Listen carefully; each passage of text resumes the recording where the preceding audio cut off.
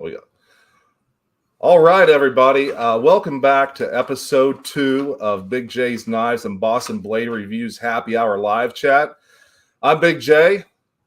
Boston Blade Reviews. I'm Jersey Knife Guy. All right, guys. You guys know what this is all about. I've been advertising all week.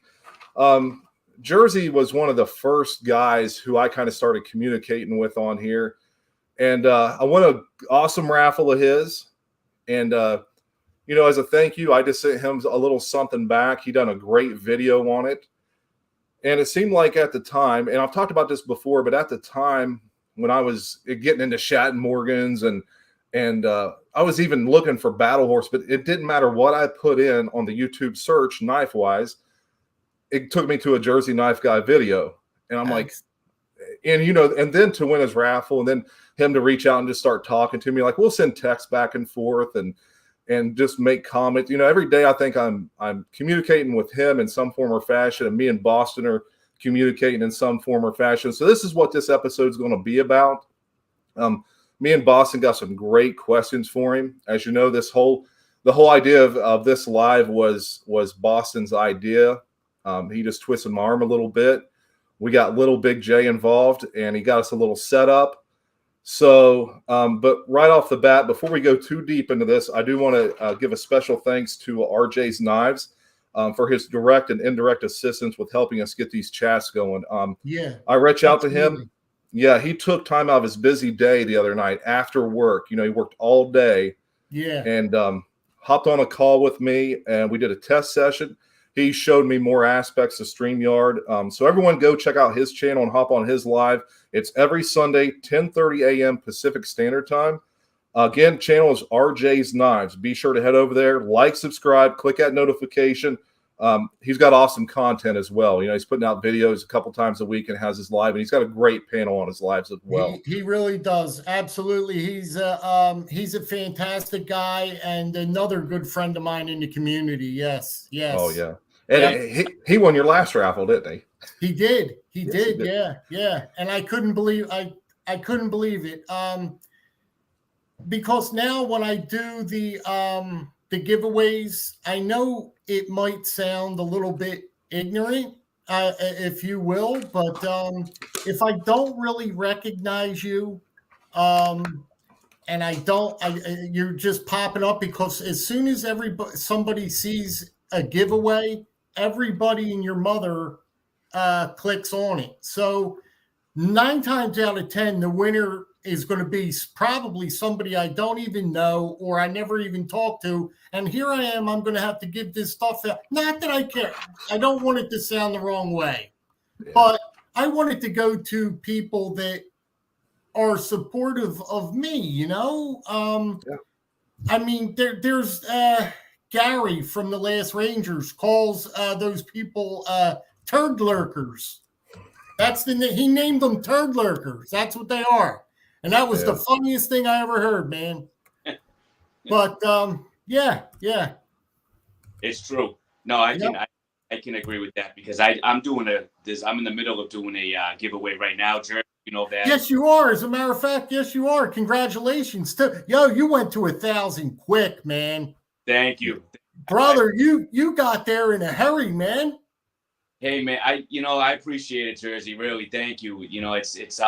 I've probably been on YouTube now for I don't know, maybe 8 or 9 months. I'd have to go back to the first video to really know. But but I can second what you. Thank you, and I can second what you just said, because as soon as you put that GAR up, there's you're getting triple, if not quadruple, more than the amount of comments that you would normally get, the amount of likes you would normally get, and that's to be expected in a way. That's that's going to happen. But I see what you're saying, where you would like someone in the knife community that's involved for something to go to them. There's someone that's always just supporting you, that's supporting the knife community. Absolutely. Yep. I did my giveaway and the guy never got back to me, so I just put in a video. I'm going to ask Jersey what to do, and he made a comment. He sent me a thing, just redraw the thing, and then RJ gave me some good advice too. He helped me out as well. So I can't believe it. See, sometimes what happens is the people they miss your videos. They miss when you put it out, and they totally forget. 9 times out of 10, a lot of people forget to respond to the winner, and you got to redraw. Yeah, I tried to look for a Gmail on him. I tried to look at his thing. I went to his about page. I couldn't find anything. Yeah. I even put out a secondary video saying, "Hey, get with me," blah blah blah. But I'll probably do a redraw tomorrow. So I'm hoping it goes to someone that watches my content. You know, it would be nice. fair. You know, it would be a good thing. You know, Yeah, but yeah, we'll see. Well, right off the bat, we have some questions, and what we did, we just want to round robin these. So I'll ask one, and then Boston will ask one. We can go off the cuff. You can add stuff, Jersey, whatever you want to do. I want you to feel really comfortable with this, and it seems like you are getting a little more because we got on real early because I'm dumb and sent you the wrong time. So yeah, but anyway, I apologize for that. But where did Jersey Knife Guy grow up? Was it always in Jersey? If so, whereabouts in Jersey? I was born and raised in Jersey, yes. South Jersey to be specific. Yeah, Southern New Jersey, born and raised my whole life. I was born in Philadelphia. I mean, okay. Technically, I was born in Philadelphia, but quickly my mother and father, when I was born, moved out of Philadelphia to give a better life and moved to Jersey. So this is where I grew up, so haven't moved far. My whole life I stayed in this area too. So, you lived in Jersey your whole life then? My whole life. Yes. Yep. Southern New Jersey. Go Eagles. Yeah. Oh yeah. Yep. For sure. Yeah. We're big sports fans here. Philadelphia has got some of the best sports fans in the world. Dude, they're worse than Bark River fans. They will burn your house down. Oh man, yeah, your car over. Absolutely, man, absolutely. So we're gonna do kind of like a round robin, like you were saying. So the next question we have for you is, how old were you when you got your first blade, and also, how old were you when you got what we call a real knife? Absolutely. Well, I got my first knife right around maybe 12, 13 years old, maybe. And I actually have that. Well, I have one of them. Show it. There it is right here. Have you guys ever heard of a department store called Kmart? Yep. They used to have them up here. Okay. I used to go, that was basically the only department store at the time when I was younger that was around. And I used to go in there and go to the sporting goods department. And this is the kind of knives here that I searched out and picked up for myself. That's the camping, right? Yep, the camping section. I'm trying to. There you go. Yeah. I'm starting to remember now because we used to go to Kmart when we were younger. That's been gone now for what? Probably 15, 20 years, 20. Whatever. Oh yeah. It's been gone. It's been gone for many years. Yes. Yep. You're right. Yeah. Last week we were talking about how that's where I got my first Sawbuster Jr. was at Kmart. Yeah, that's right. Right. Actually, Big J, you're not on the screen. Yeah, I know. Okay. I was wanting Jersey to show that knife off. That's what I was doing. Yeah. This is an old I even for an ideal or I forget the name of this brand. I can't think of the name of it now. I'm having trouble getting this. I'm taking this knife all around with me. But yeah, that's something like that I used to collect, and I started out with right here. And I have I don't know what to show you guys. So is that the first knife that you've ever gotten, Jersey? Yeah, I'd have to say that was my first knife. And I have, well, I don't know if I want to show this one right now, but this is in my this is probably in the same age bracket, like 12, maybe 14 years old. My dad, here's a fast story. And a bunch of people probably that are watching this heard this story a million times. My dad came home from work one day and I was sitting in my bedroom and he threw this bag on the on my bed to me and said, "Here." He goes, "I thought you might like this." I said, "Oh, okay, thanks, Dad. I appreciate it." So I go in the bag and look in the bag, and lo and behold, it was this knife. And he knew at that time I was buying knives, and that's why he knew that I might appreciate this. But this knife here, what I'm going to show you, it's got so much. I can't explain the meaning it has behind this. If I were to get rid of every knife in my collection, I wouldn't feel bad at all just to have this one knife that I'm going to show you, because the story with my father giving it to me, and when I show you this, I think that you might appreciate it. So this is a Camillus. I'll show you the sheath. Can you guys see that? Yeah. Yep. Perfect. All right. I want to get it in screen. That's all. Okay. So this is the sheath that came with it back in the day, probably when I was 14 or 15 years old. Let's go like that. And then the knife, I want to get this. Oh, I hear some snap. Oh man, this is, you guys, I tell you, man. Wait a minute. I like that. So it's very similar to a 110 or a golden bear, old timer golden bear. So you're absolutely right. That's exactly it's like a 110. It's exactly like a 110, except I tell you the truth, man. If you felt this thing, I don't know why I'm having so much trouble. It's just the camera. No, yeah, I'll get used to it. But the pins are so heavy duty. And just the brass. Let me see something. There you go. That's a little okay. I'm getting used to it a little bit more. The pins are so big and beefy, and the whole thing is so stout. If you were to hold this in your hand, and it's so much, I don't want to say better than a 110, but the build quality on this is just, it is, I think, in my personal opinion, it's better than a 110. It is better than a 110. And I'm going to try and make you read that. Yeah. It says Camillus, New York, USA. You see that? Yeah. Okay.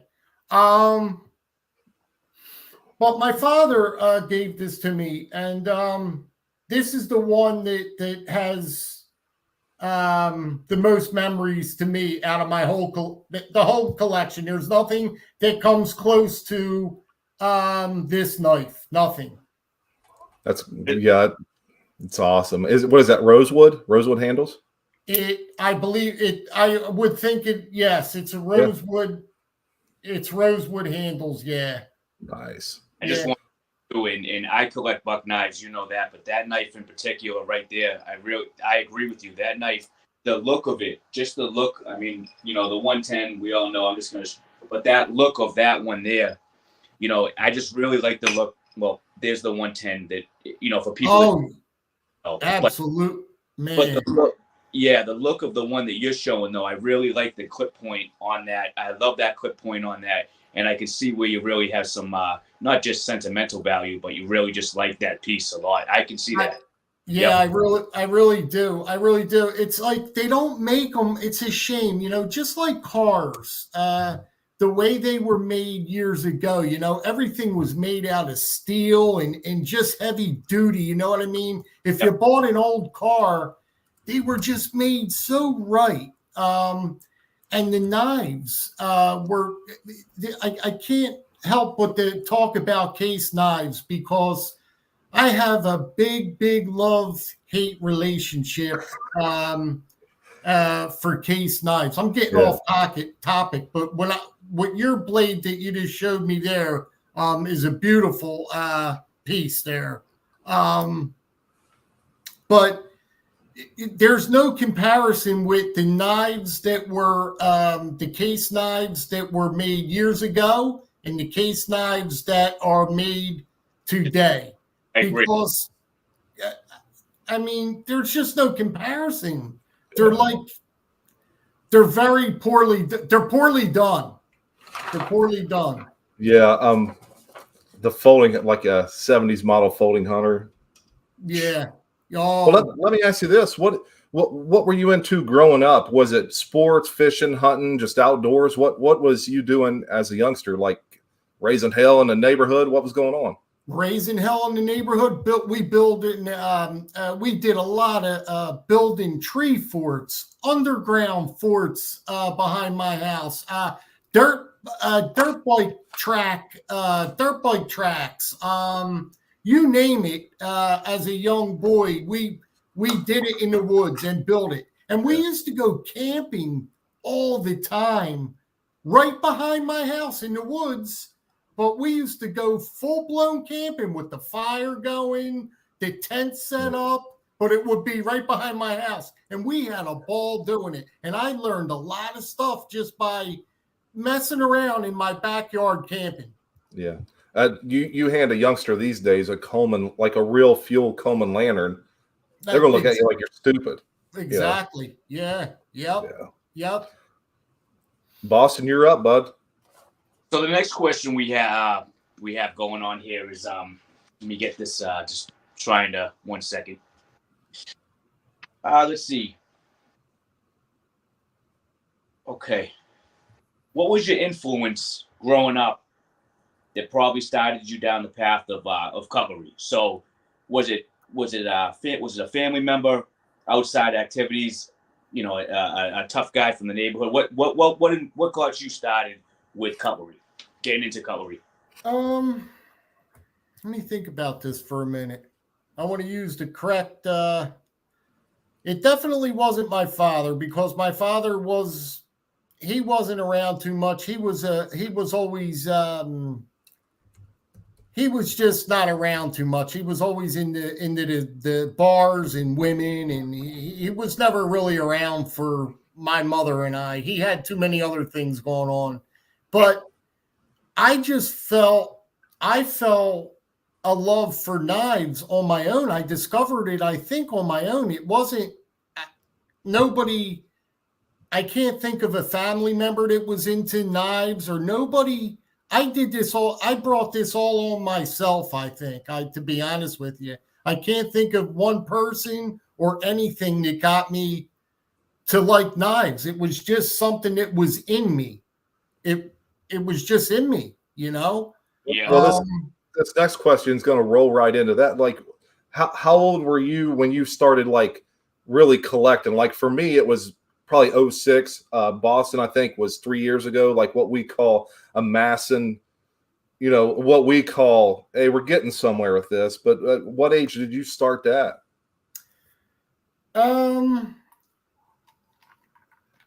I've been in, that's why sometimes, I really don't, I wasn't laughing, but when you say, man, I show stuff, when you see, I show things that, you think that I have a lot, you know, everything, that is because I have been in this hobby and buying knives for a good 20 years. And that's no exaggeration. That's not just by blowing smoke. 20 years I've been hitting this hobby hard. And over that time, you accumulate. The knives you don't accumulate is just unbelievable. I'm sitting in a room right now, my personal room, and it is full. My wife had to give me a room just for cutlery. I have a full-blown room of cutlery. Love it. I know. I seen your video, and you got a nice Big J sticker in that mirror over there. Yeah. I'm still trying to work on it and figure out with different kind of signs and stuff to put on it in here, not to make it look gaudy. I want it to be a nice man cave. I don't want it to be, a bunch of like ugly posters. You know what I mean? I did that when I was a teenager, plastering posters all over your bedroom walls. But centerfold pictures. Yeah, right. Exactly. Oh, yeah, slippery when wet pictures and Molly Crew. Yeah, exactly. That's hilarious. Yeah. But the age I got into it, I mean, I was probably a young teenager. 18, 19 years old. I was hitting it pretty heavy at that point. I was in high school, and I know I was carrying a knife in high school. So, I mean, most of my life, to be honest with you, Boston, most of my life I've been into it, carrying knives. That's kind of, I'm not trying to, but I'm just saying that's similar to myself. No one got me into it. I got myself into it. I did this. Yeah. I'm curious to know what Big J's. I'm just curious to know about him. But yeah, I can say that I got myself. There was really no influence as far as knives go. Like, oh yeah, check this out, or right. Anything like that. This is something that I got myself into. So I was kind of curious about Big J. What about you, Big J? Is that something you got yourself into, or? Yeah, like I said before, my brother always had like a lot of case knives. So I'd always had that influence, and my best friend lived right beside me. And for Christmas and his birthday, his dad always bought him a case knife where I got either a bike or a fishing pole, because that's all it, I needed one of those two things just to live. But and then moving out, I used to have a lot of guns, but moving to Illinois with a lot of guns is tricky. So it's something you help into too. Yeah. But you were influenced by your brother, you said? Yeah, when I was younger, yeah. Definitely. Okay. Yeah. Him and my best friend, and just everyone I grew in West Virginia, everyone had case knives. Really? Or one pin on their side. I didn't know anybody that was into that. Like I said, everything was done on my own. I was never introduced to it. Yeah, I was. And then, of course, like I said before, I had kids when I was younger, so I could never really afford to go out and, making $10 an hour or whatever. And, we're just living from paycheck to paycheck. Right. So I couldn't go out and just buy back then a good case like back then is still in like 1998, a good one's still $40-$50, and $40-$50 groceries or gas or whatever. So, Yep. Absolutely. Mm-hmm. I just want to take a second to thank everybody for being here. I'm looking into the comments right now. Thank you guys for being here. Randy's WSG, Legion Tactical, Ronnie Elliott, David Curl. I'm hoping I'm saying that right. Thrifty Knifty's in the house. BC Gerbs, Mike Curtis, Jo Adventures, Legion Tactical. All you guys. I'm just trying to go through it, but thank you guys. Terrell's in the house. So thank you guys for being with us. There's more of it. I'm just trying to go quick with it here, but thank you very much for being on and being with us today. I greatly appreciate everybody that's on. Now I can't find my chat. I can't see who's chatting. So I had that same problem, Jersey. Is there anything on your screen that says chat? Anything at all? I see private chat. Right, should be above it. I see comments, but yes, that right there, comments. Oh, yep. Oh no. Okay, I got it up, guys. Okay. And then if you want to chat, you can actually hit right. What does it say at the bottom? Post a comment. Comment, whatever. Yeah. Yeah. Post a comment at the bottom. I've been doing it. As you guys talk, I'm kind of trying to get in there as much as I can. Okay. And everyone keeps saying we need a moderator, but again, who wants to moderate? Who wants to do that? Right. I see. I see that. BC Gerbs is saying you guys need a moderator. Yeah, I don't know how to do it, so I guess you hit the star by their name or something. Maybe I don't know. You know, if Yeah. that's Okay, something. yeah, I don't Um, care. That's something. yeah, I don't know. Yeah, but Boston, I think you're up. How you doing, Thrifty? How you been, buddy? J.O. Ventures, David Curley. Hey, that guy David Curley right there. Do you guys all know David Curley, right? Yeah, he's always in the comments. He's great.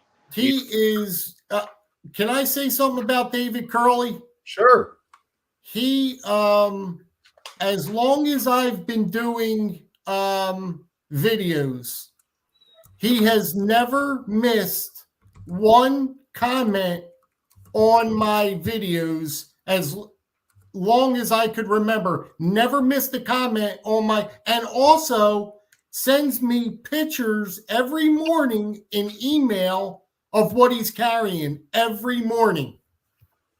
Wow, yeah. So I just want to give a big shout out to David Curley, man. Awesome. He doesn't do social media, but you know he's in everybody's chats all the time. He's a big supporter of everybody. He Yeah, is. He is. that's awesome. That Yep. He's always in the comments, and he's like you said, he's always watching. Yeah. Yep. Yes, he is. I agree. Everybody that I'm looking at right now, as a matter of fact, I'm sorry, guys. They're all good friends in this in the chat right now. Every one of these guys are all good friends of mine. Good. So, real quick, BC Jerbs, if you want to be a moderator, that's something that we could. I don't know, Big J, right? That's something we could. I hit a star by his name. It's the only option it really gives me, and that's what I did. So I don't know if that worked or not. So we'll see. Okay, yeah, we're still learning this, Jerbs. Yeah. So, I thought it was going to be easier than that, but if I hit the little dots by his name, it just says block user or put user in timeout, and I don't want to do either one of those. So, but it does give me a star option, and I click that. So I don't know if that works or not. okay. Oh well, we're just winging it, Pete. We're winging it, bud. Hey man, I love it. That's the only way to do it. Yeah, you know, man. that's they come out the best when you wing it. Yeah. I had some of my best times winging it. Yeah, man. BC Jerb said no worries. Well, you know what we could always do too, BC, is on the next live we could talk about that and try. Yeah, I'll figure it out, and I can do it in settings as well, like before we even get this set up. But me and RJ were on the other night, and he was telling me you just hit you hit them 3 dots, but when I hit them 3 dots, it don't give me that option. Thrifty Kniffy says click 3 dots on the chat jumped. Yeah, and it don't give me those options, so it's all good. It's all good. We can keep rolling. No big deal. Yeah. Yep. Okay. Big J, you're up for your question, or am I up on that one? You're up. I think we're on probably number 6. Hi, Patty. How are about you? pieces? Yep. Which he may have already answered, honestly, but I don't know. So what's that? Collecting. So the next question here, which one will we leave off at, RJ? About what pieces? That's on you. Okay, so yeah, what pieces? What pieces did you start with? That's collecting, yeah. So Spyderco. That's an easy one. Nice. That's the first one that was an easy question for me. Spyderco was my gateway, I guess you should say. And that knife was the Tenacious. What do you got? A paramilitary? What's that? A para 3? That's the para 3. That's me and Big J's daily carry. We carry these. Fantastic little knife there, guys. I'll have to get mine. I'll have to grab mine real fast. But the Tenacious was the first knife that got me into the rabbit hole. What is Tenacious. Yep, there it is. Yep. Is that the one with is that the green handle one? Yeah, that's the OD green. Okay, yep, absolutely. Yeah. That's a good knife right there. That's a good knife right there, man. Yeah, see, a lot of people don't realize that because I shouldn't say that, but it's part of, for people that don't know, it's part of Spyderco's I guess budget. Yeah. Yeah, but it's, man, this is everything but budget if you ask me. It is. It is. The fan, It's just they're considering it budget because it's got that 8CR13 on the steel. that's the only thing that exactly. Yeah, I mean, but Yeah. you look at this knife. I mean, the box, Yep. but yeah, great knife. It is. It is. That was my first one, man. That's where it started for me. Well, let me. When starting out, you say you start with Spyderco. I can't talk with Spyderco. But when you started out, was it diverse like you are now? I noticed you got a real diverse collection, like fixed blades, EDC, traditionals. When I click on your channel, some people will be geared right towards the traditionals because you have a lot of those. Yeah. But when you started out, was you geared for fixed, EDC, traditional? What were you geared for when you started? Good question. I was not specifically geared for one specific thing. I was how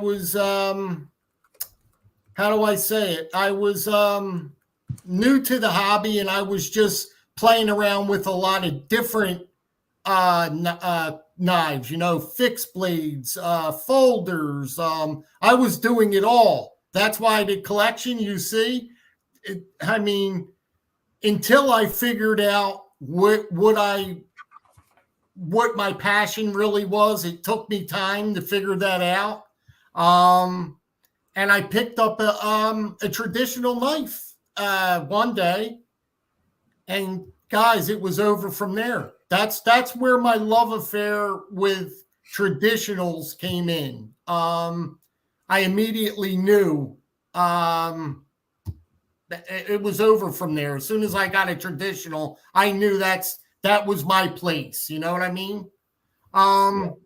Me saying that, I still to today love to pick up a good folder. I still love all knives, but my heart is with traditionals now. This stage in my collecting. Nice. Man.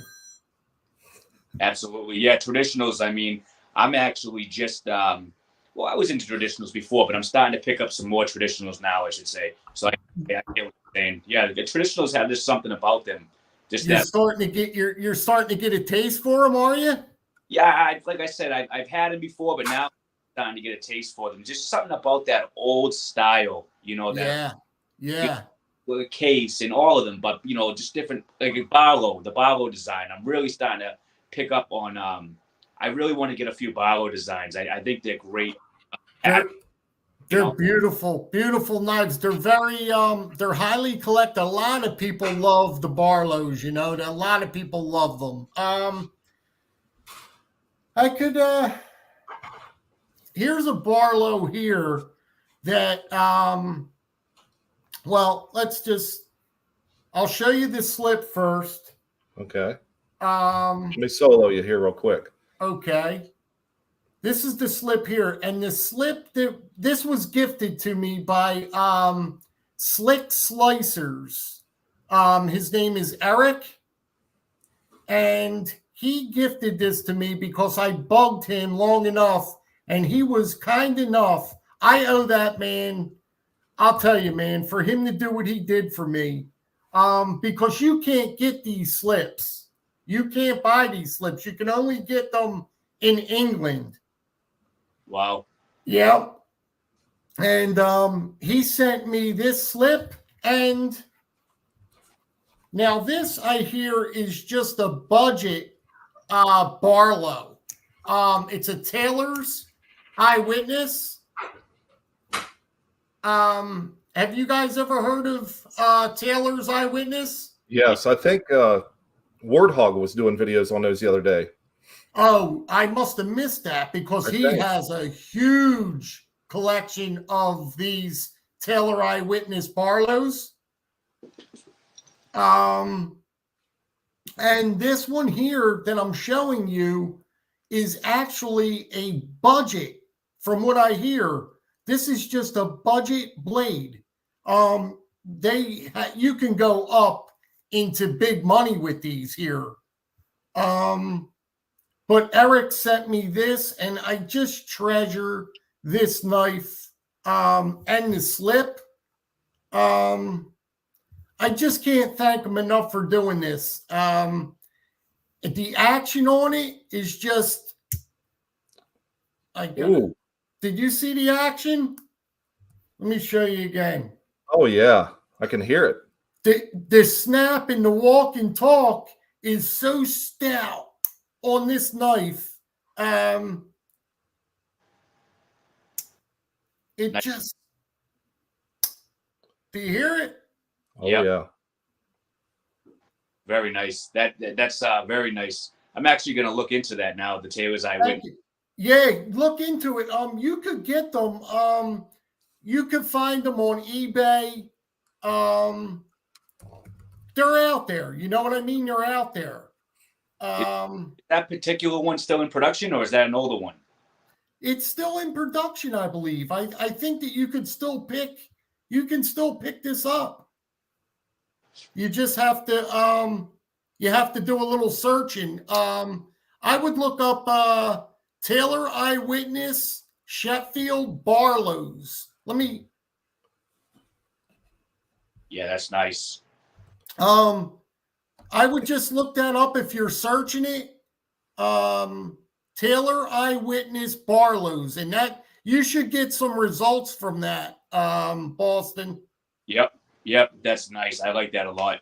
I'm looking to pick up a Barlow. I'm going to check that out, and the fit and finish on it look great too. Fit and finish is really good on it. And like I said, the action, the snap on it is really. I mean, it's a good knife. It's a very good knife. I like that, Pete. I like that a lot. Thank you. Next question here is, okay. So it says, I know, so it'd probably be impossible for you to say, but if you were to say, how many total pieces do you think you have? It's a good one.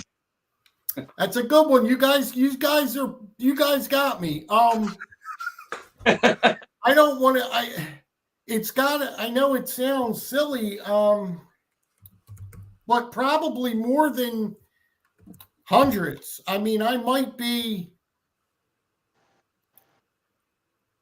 I couldn't even put a number on it, to be honest with you. I mean, it has to be quite a few hundred knives.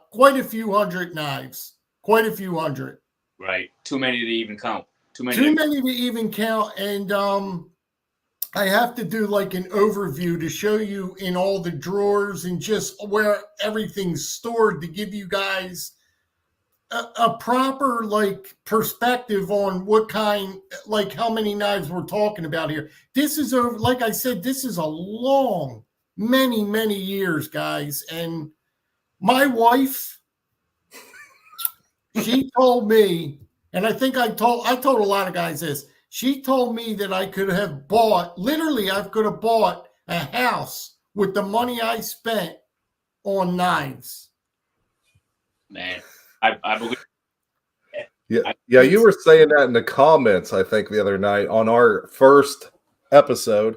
And you guys, between you and Thrifty, I was trying to focus on the chat, but I was trying to read at the same time. You guys were killing. And I think I reached out to both of you right after that, and just personally thank a few people I did, because I was like, man, they were just blowing it up. It had me laughing the entire time. Now I know when I see your vids, I think a lot of traditional pieces, but I know there are many EDCs as well.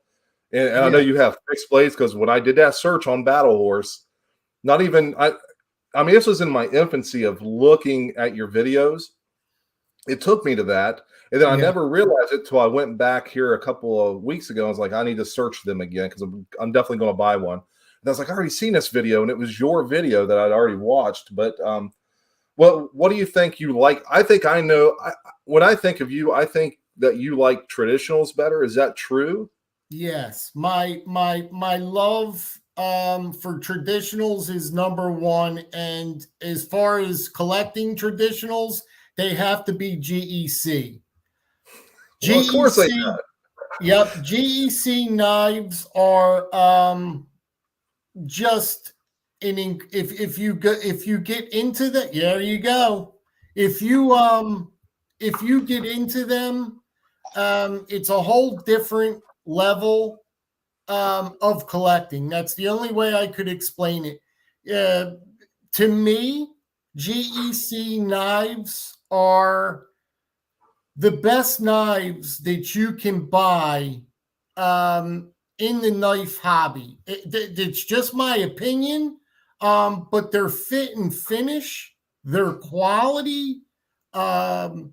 Yes, you do pay a little bit of money for them, quite a bit of money for them, but it just makes for a wonderful collection. They're worth it. They're worth the money you put out for them. I can't explain it. I really can't explain how much. I had to stop chasing them because you're sitting there looking at a drop, and I figured out how to buy them off one particular company. And I said this in my chat with, I think, Big Red's in here. Man, we got 30 people. Thank you guys so much. Thank you, Big Red. I wish I could keep up with the chat. I can't keep up with it. I've tried, but yeah. I figured out how to do it on DLT, and I can do it because I got dual monitors at a certain place. Yeah. So I can, if I got to reinsert my card number, I can get it done within 10 seconds. Oh, yeah. And so I've got that down pat with DLT. But man, I had to quit because it's a rabbit hole, man. It is. And you started it. Man, my wife's about ready to kill you. Come over there and kill you because Big J's looking for GECs. I'm looking for a stinking 23 in that burnt autumn bone or whatever it is with the. Oh no, it looks like it has lacquer or something on it, but it has that burnt. Yeah. It's a very like I said. Once you get a taste of one of them. It's very easy to it's over from there. Once you get that feel, that walk and talk, and that fit and finish, it's nothing like you've ever experienced before. Just like a Jack Wolf knife. Jack Wolf knives are the very, very best knives right now. I know I said GECs were, but that's just, I can't even explain Jack Wolf knives. Their walk and talk and their fit and finish is right on par with GEC, if not better. The walk and talk, I'll bet you the walk and talk, in my opinion, is better on Jack Wolf knives than GEC knives. That I can tell you. Yeah. I've never seen a bad video on a Jack Wolf. Have you, Boston? Never. And talking about Jack Wolf, I watched your video, Jersey, talking about Jack Wolf knives, and they're just like I was watching that video. I could see it clearly, the fit and finish on them. Just and you were talking about how he's a great guy. He's just a fantastic guy. I forget his name.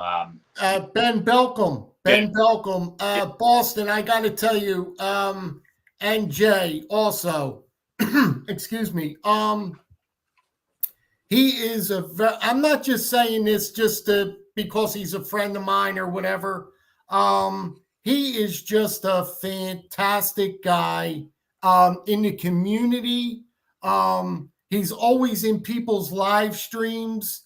He is he's just down to earth. I can't talk highly enough about Ben Belcom. He is a great friend of mine, and I gotta hype him up because he's my friend. He's my friend, and that's what it is, man. And he makes a beautiful knife. Beautiful knife. He's putting out some great knives. Yeah. I'll tell you, you pay a little bit for them, Boston. Yes, you pay $300, right? It's a lot of money. Yep. But it's the experience on getting one. These are knives that are going to be passed down, Boston, from generation to generation. These are knives that's going to be in your family a lifetime. Right. These are not knives that are $30, $40, $50 knives. These are really sentimental knives. When you get them out of the tube. It comes with the the microfiber cloth. They're just incredible knives. I always say I don't push people on it, but because they say that, they get offended sometimes because they don't have the money for them. And they say, well, they would never, and people get upset. They get mad that they don't know how you would spend $300 for a knife. They would never do it. Well, and the only thing I could say is, if you could ever get the chance to experience one, just do it. Just try one. That's all I'm saying, because you'll never know what it's like. Right. Yeah, that makes sense. No, that makes sense. And, when you're in a hobby like this too, that's something that there's some people that they may not be in the hobby to that extent where they pay $300. And I get that. I understand. I totally get it, man. But if you're in the hobby, what you're saying is check them out, pay that price, check them out, and see what you get for that. Yeah, I understand. Well, and if you check them out and it's not for you, you could turn around and sell them and get your money back and maybe even more. You're absolutely right. And I heard you can flip them real easy too. The resale on them is no problem. You could get your money, almost all your money back on if you sell that knife. How long have they been around now for, Jersey? Not that long. Right. Not that long at all. Maybe a couple years. Yeah, but they're growing fast though. Yeah, I'm up to I think the number right now is 11. He has 11 of them out right now. And you have all of them. Is that I right? have all 11. Yep. Yeah. And there's a lot of guys like him who support us. Look at Andy. And was it Andy Armstrong? Brian from Blue Creek Knives. Oh. There's all them guys like to get in and kind of support us smaller dudes, which is pretty cool. Really. And we got a guy who's going to be in Atlantic City that wants to meet up with you, Jersey, I believe. So you guys could probably go down and Legion Tactical Cutlery. He's a great guy, man. I love him. I love him. Gruggs, my buddy Gruggs, man. Is that who's going to be in Philly? I can't see that. I can't. He's going to be in Atlantic City. Legion Tactical is going to be in Atlantic City Monday, he says. Oh, okay. Okay. Yeah, man. This chat is, I give my hat off to Big Red, man. He makes it look so easy, and he's got a lot of people in his chats. Yeah, you got to multitask. How many people are in here, guys? 30. Well, 29 right now, but there was a little over 30 a second ago. So, that's more than we had last week. That's more than we had last week. So, Oh, I yeah. appreciate it. Thank everyone for supporting. Oh, I appreciate. Yeah, big time. Absolutely. Jay, is that on you, the next one, or is that on me? You. It's just a short one.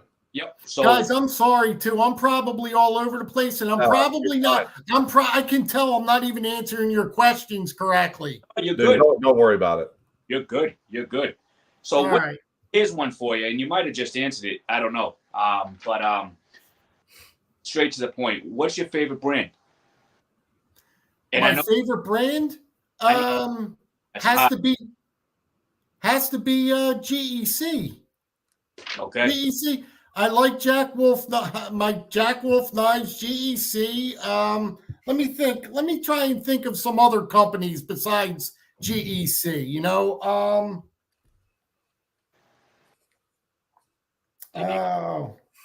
Going it off. There's so many companies that I right now that I lust after. I got so many names in my head right now of cutlery, and it's just like, oh man. Yeah. Well, what's your top three? Let's just narrow it down. Top three. What off the top of your head? Just what's your top three? That's a good one. I'd have to say GEC, Shatton Morgan. That's number 2. My Shatton Morgans.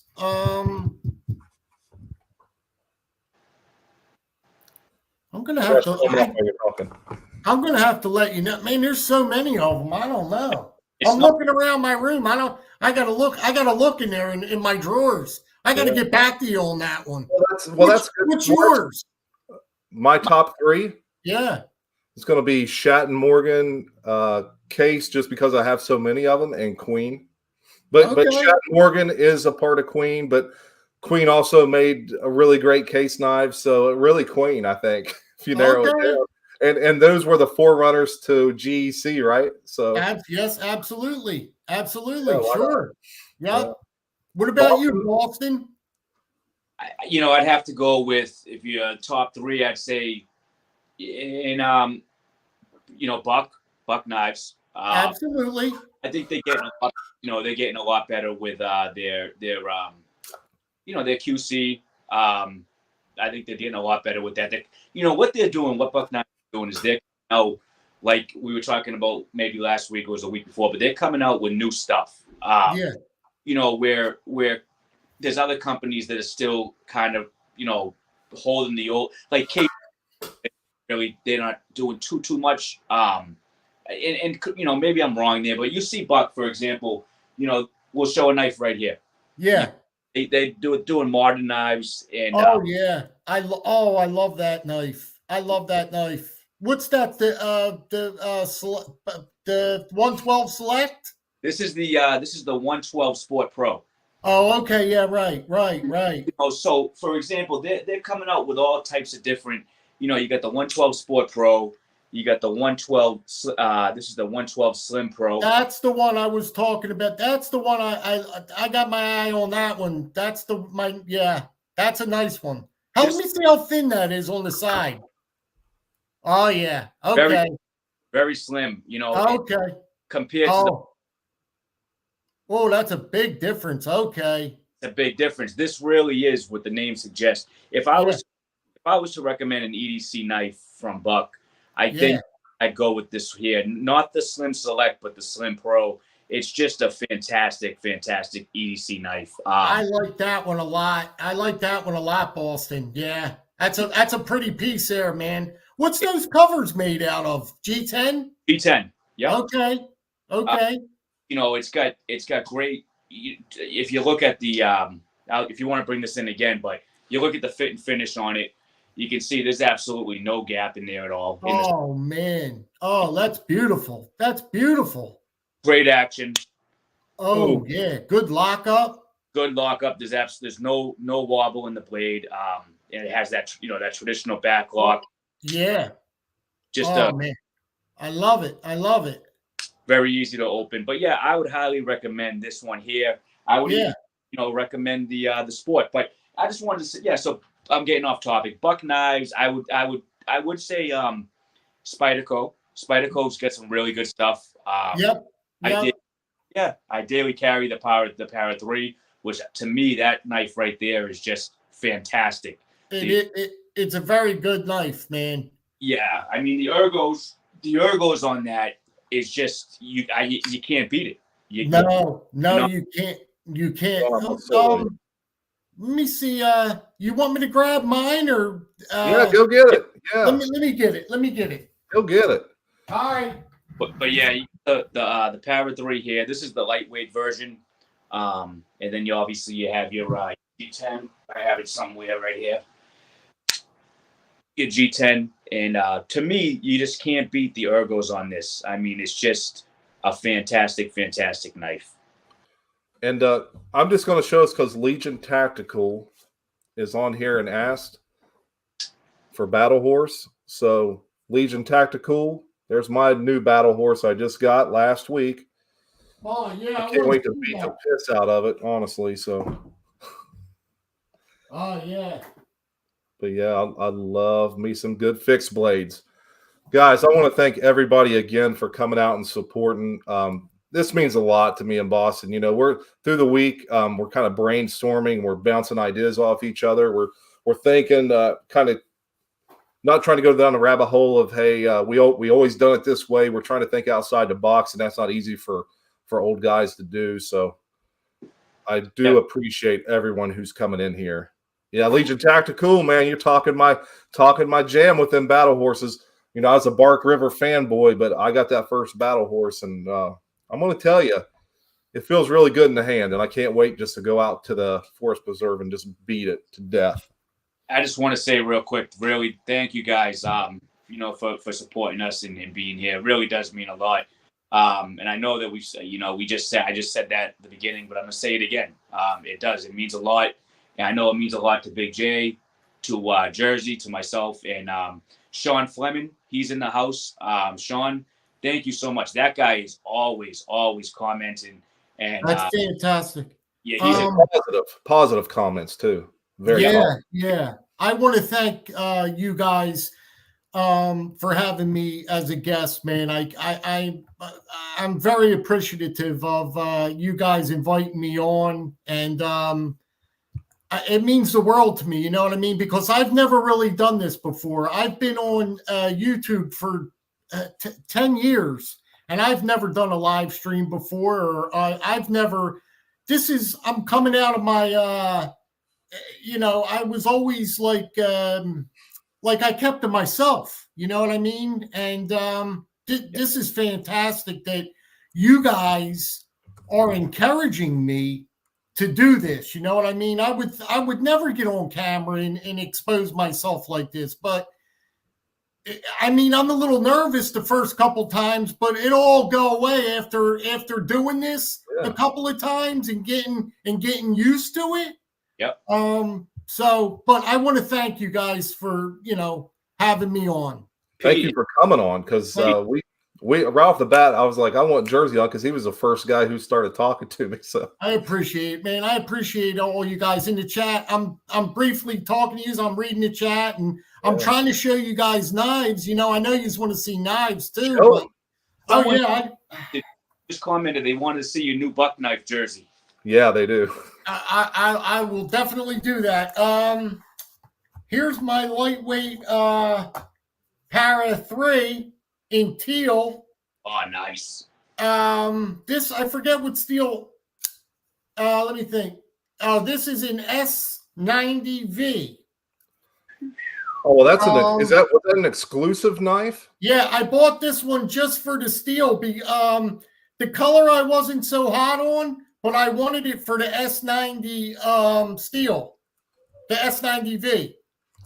That's nice. The color don't bother me, man. It grew on me. And let me tell you something. The action on these lightweights I don't know what it is, guys, but they're even better than G10 and stuff.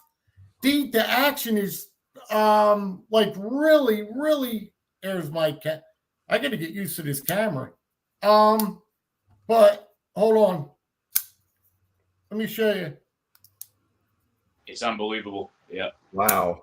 Do you see it? Oh yeah. That thing sucks upside down. Yeah. And this is my pride and joy. Let me ask you this real quick. Just what exclusive was that run through? Is that DLT? What exclusive was that Para 3 you just had? Oh, I think I got that from SMKW. No, I think that was from Blade HQ. Okay.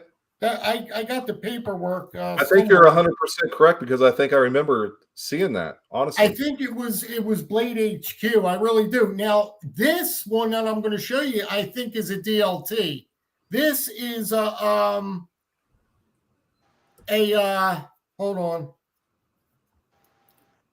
A Para 3 in full carbon fiber.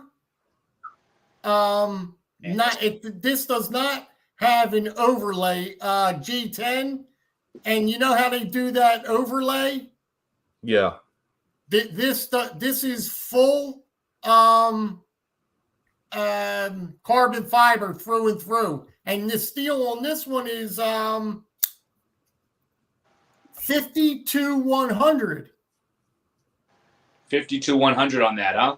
52-100. I think that's a ball bearing steel.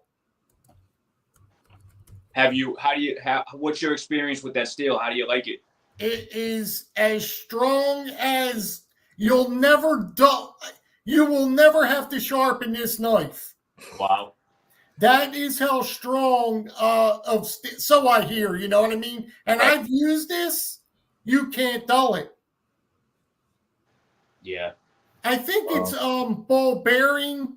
I think it's ball bearing steel or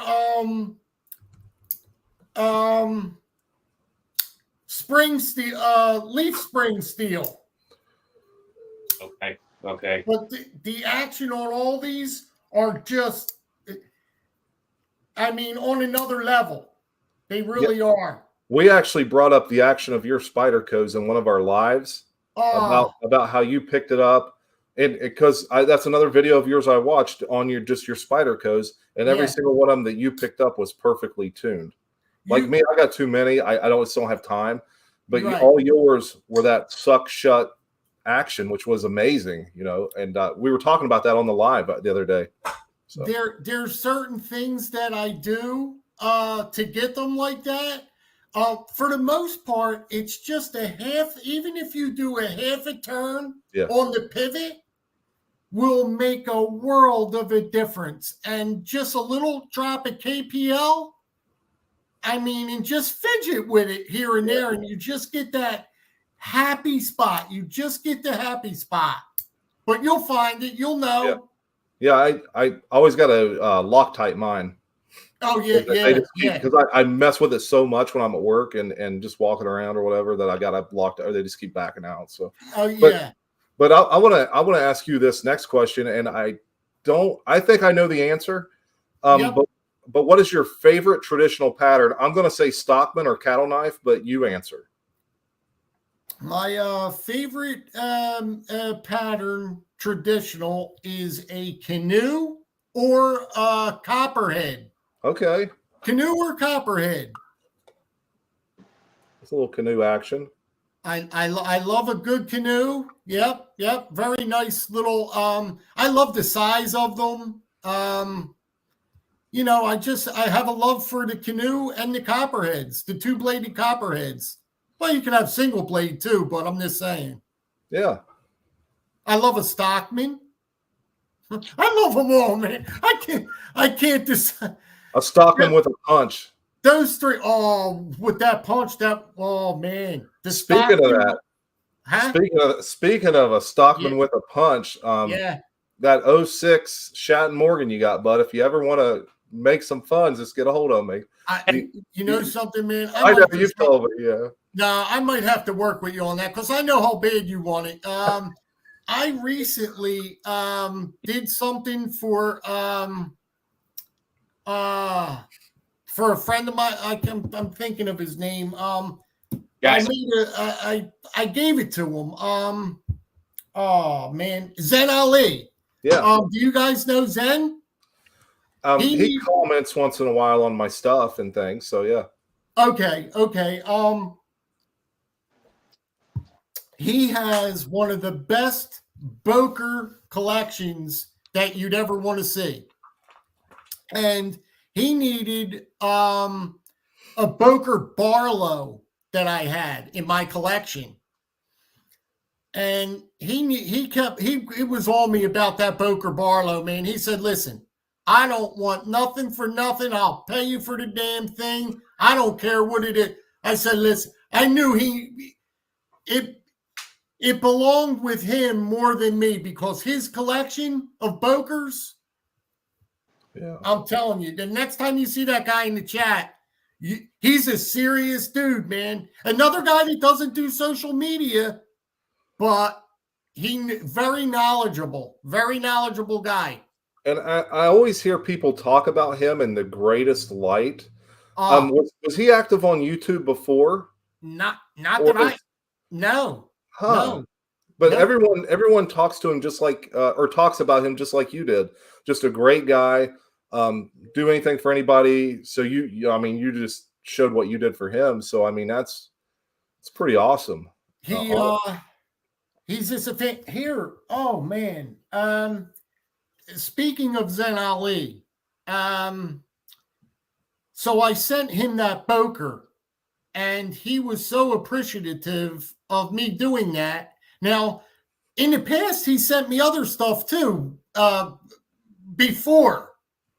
So he sent me this Inishif collector knives, leather, beautiful slip. And in it, wait till you see this. He sent me this colonial Livingston, this colonial piece. Okay.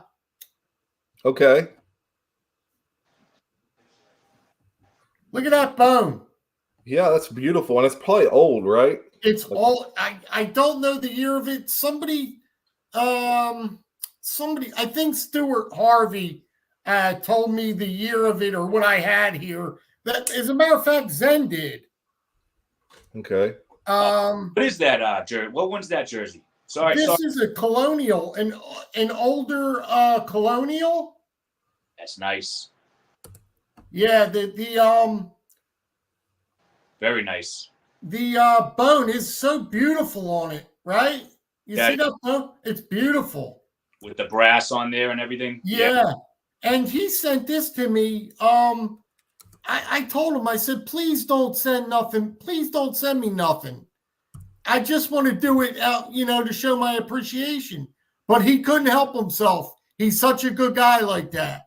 Are you talking about Zen Ali? Yeah. He's a great guy. He's commented on my, and he's a great guy, Zen. I like him. He really is. He really is. Yeah. So I'm looking at the chat. J.O. Ventures Outdoor. J.O. Ventures Outdoors. I love him. Thrifty Kniffy is a great friend of mine. Rusty Knife Lover. I just saw he's in the chat. Oh yeah, they're all in here. Rusty. I mailed stuff out to Jo today. Thank God. I'll tell you what, man. Rusty is another guy that will never miss a comment. He comments on everybody, not only my channel. He comments on everybody's channel. I don't know how he does it. Mike Curtis is also like that. Mike Curtis, I think. Where's he at? Oh, he's in here. Mike Curtis. Yeah, he's Mike Curtis. Yeah, he just said hi, Dean, or hey, Dean. I'm sorry. Okay. So, who else is Dave too? Dave. I'm trying to think of his last name. Dave. He's always. If you ever see, I'm trying to think. I can't think of it right now. But Dave's another guy. I'll think of it. Dave's another guy that he's always commenting. He's a great guy. So many of them out here. Sean Fleming. He's what's he saying? He said, Boston, when is the next display table coming to your videos? So actually, I already started it, Sean. It's actually right behind me over here. You might be able to catch a little bit on this side. But right now I'm just trying to I have a whole, one thing I don't think people, but you guys have always seen the buck knife collection. I have so many more knives, so many other knives. I just display them. So the buck knives is the knives that I display. But I have a lot of different, makers and different, knives. But that second table is coming, Sean. I'm going to be making that and putting that together. That'll be fun. I'm looking forward to that. I got it in making right now. So, Boston, that'd be wonderful. I'd love to see that, man. Because the first time I saw your table, my mouth almost dropped. I said, what the heck is he got going on over there, man? After I said, it one time, I never missed a video after that. This guy's going to fit right in, man. Yeah, I just buck knives, man. I've always had something for them, and I was just lucky enough to get some display stands and from a store that I go to. But that second table, it's in the making. I have that coming. What I want to do is I want to reach out of my comfort zone. I've always had the buck knife thing, so I want to go on more of my other brands of knives that I own. Other brands that I like and things of that nature. So, Boston, do you have any Puma knives? I don't have any Puma knives. Is that how you say it, Puma? Yeah, Puma. Yeah. They're great knives. I don't have any right now, but I will Puma knives. Now that you said it, I will look into that. Yeah. I have a lot of Spydercos. I have a lot of just Cold Steel is another. I love Cold Steel as well. Oh, I love Cold Steel, man. I got a very, very large collection of Cold Steel knives, man. They're great knives. They are fantastic, aren't they? They are fantastic, man. Everyone I just beats them to death, and they just keep on rocking, man. They do, don't they? I mean, I don't own one, but I need to get one. Oh, Jay, I'll tell you. Again, once you try them, you'll love them. You really were, and a lot of people don't like they poo-poo on them. You know what I mean? Because they call them big, and they are great knives, man. They really are. I swear by them. I'll show you one of my favorite Cold Steel knives right here. This is just such a great EDC. Some people like it, some don't. But this one right here, this is the Air Light. Oh, I love that one, man. I have it myself, and I'll tell you what, Boston, I love that knife, man. Fantastic. It's fantastic knife, buddy. Yeah, it is. It is. It really is. And another one that I carry a lot. Well, is this one right here. This is the American Lawman. Oh yeah, the American Law. That's a classic, man. A great knife. Great knife. Yep. It is. Oh yeah. So Cold Steel has some real good ones. I like Cold Steel as well. I love Cold Steel Mini Tack Bowie neck knife. I have that one, Tom. Great knife. Fantastic. Yeah. Yep. All good knives, man. Yeah. Well, before we get too far down the rabbit hole, let's go back. I think we got probably 4 or 5 more questions, and I really want to get. I really am anxious for Boston to ask this next one, because this is something I kind of wanted you to prepare for a little bit. So yeah, Jersey. Let's see here. So I know you have many, but what is your favorite grill knife? What is a grill knife that you have been eyeballing that would set you over the moon to get? So what's your favorite grill knife right now? Like, what is your grill knife? And then what is something that, you have your eye on, you've been eyeballing that, you consider another grill knife that you're looking to get? Okay. I have 2 of them. 2 grill knives right now that I have on my radar. And that is number 1, the Chris Reeve Minundi. And number 2 is the Case Knives Winkler fixed blade. Okay.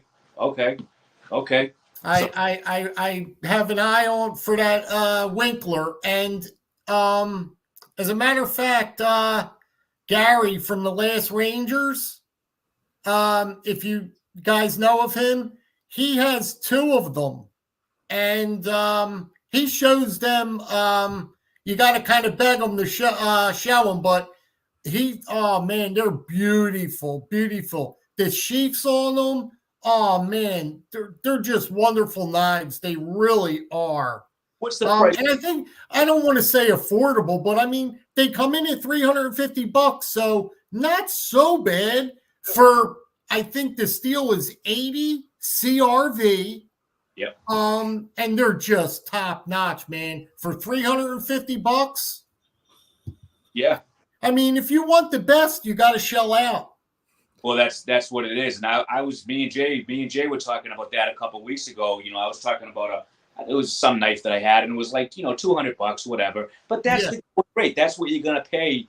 It's not like that's what you're gonna pay if you want a certain steel. It comes down to the steel. It comes down to the materials, where it's made. But yeah, I agree with you. Yeah, you're right. And the knives nowadays, the prices of if you're going to be in this hobby, they're going up. The price of knives are going up because steel. It's hard to source these higher end steels now. Those steels are not easy to come by, and they're having to charge more money for more reasons than one. I mean, and we're gonna see it. If you think you're paying a lot now, watch how it jumps up, and a lot of more people are getting into the hobby too. Yes, so right. that's gonna raise the price too. And these videos don't help. No, they don't. They do not. They do not, Jay. They don't. So what's your grail like right now? What do you have one grail sitting right there you can show? Yeah, I Grab it. do. Let's see it. All right. The one, it's a GEC piece. It's from a Blade Forums. This is off the Blade Forums. I'm not going to get too deep into the GEC thing, but I have a love for the 86 pattern. They're Barlows, okay? And this particular Barlow, let me get this out here. I'm going to show you the tube real quick. So this is how you'll receive it. And hold on, just bear with me. Take your time, Jersey.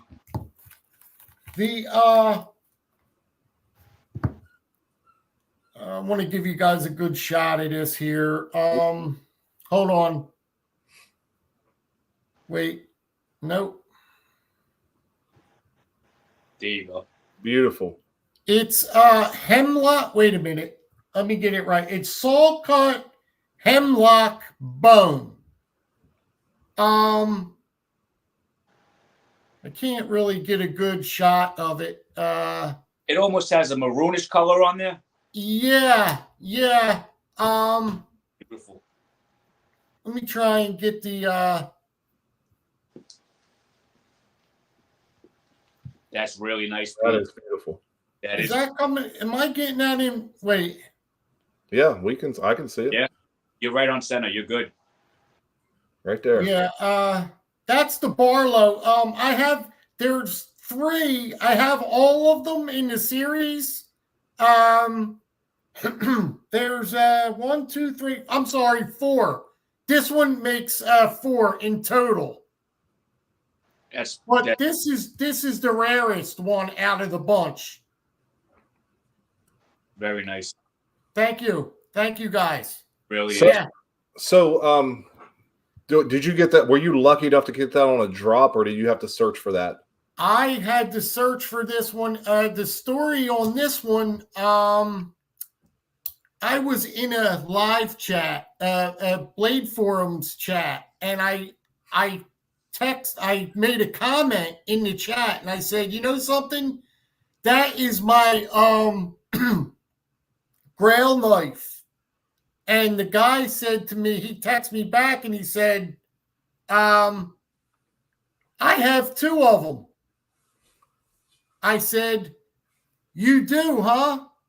And I thought he was kidding around. And I made him an offer. Lo and behold, we went back and forth. I made him the offer, and we settled on it. Did I pay more than what I thought it was worth? Yeah, a little bit, but I wanted the knife so bad, I was willing to pay a little bit more for it. And I knew that this knife, it was going to take some doing. If you look online right now for this knife here, it's $800. Wow. This is an $800 knife. And I paid half of that. I paid 400 and some change for this piece. What make is that, Jersey? GEC. Oh, it's a GEC. I thought so. Okay. It's a GEC, but what makes it special is GEC does a bunch of special runs and stuff. This one happens to be off of the Blade Forums run. So this isn't as an ordinary GEC, like a standard GEC. This is a special. Like I said, they do special runs. Yep. And this is one of them. Beautiful knife. Thank you so much. Yep. Thank you. I greatly appreciate it. So go ahead, Go Boston. ahead. No, I was just saying that is your Grail knife, huh? Yeah, that's the one that in my collection right now. Yep. I don't think I have anything that I like more right now in my collection. Beautiful. And Thank you you. say you got 4 of those, like in a series. You got a series of 4 of those. Yeah, I got in the regular. If you get it in the regular configuration, the regular tube, they'll look like this in the tube. This is what the tube will look like. Yeah. Wait. Compared to the Blade Forums one. Yeah. Yeah, you can see the difference. Yep. Yeah, see it? Yep. Now, I also know that you say this year. Now, I've watched you. You can tell I watch your videos because I watch your videos. But listen to this question. Yeah. I see that you say you're going to focus on buck and boker this year. Yeah. What are the bucks and bokers that you're specifically looking for? What are the ones that you're after? Is it the Duke? Is it, the 110 like you already got, or what are you going for? The Boker, I have one already in the collection, and the other one I want to put to make the set is the 1906, the Boker 1906. That piece just speaks to me. It's a clip point. It's in a clip point configuration. And that's in the Barlow. The beer barrel covers. Okay. So I'm after that one. And you said the Duke, man. You must have been reading my mind. I can't find that knife. Boston you have somewhere to get one? No, Boston has one though.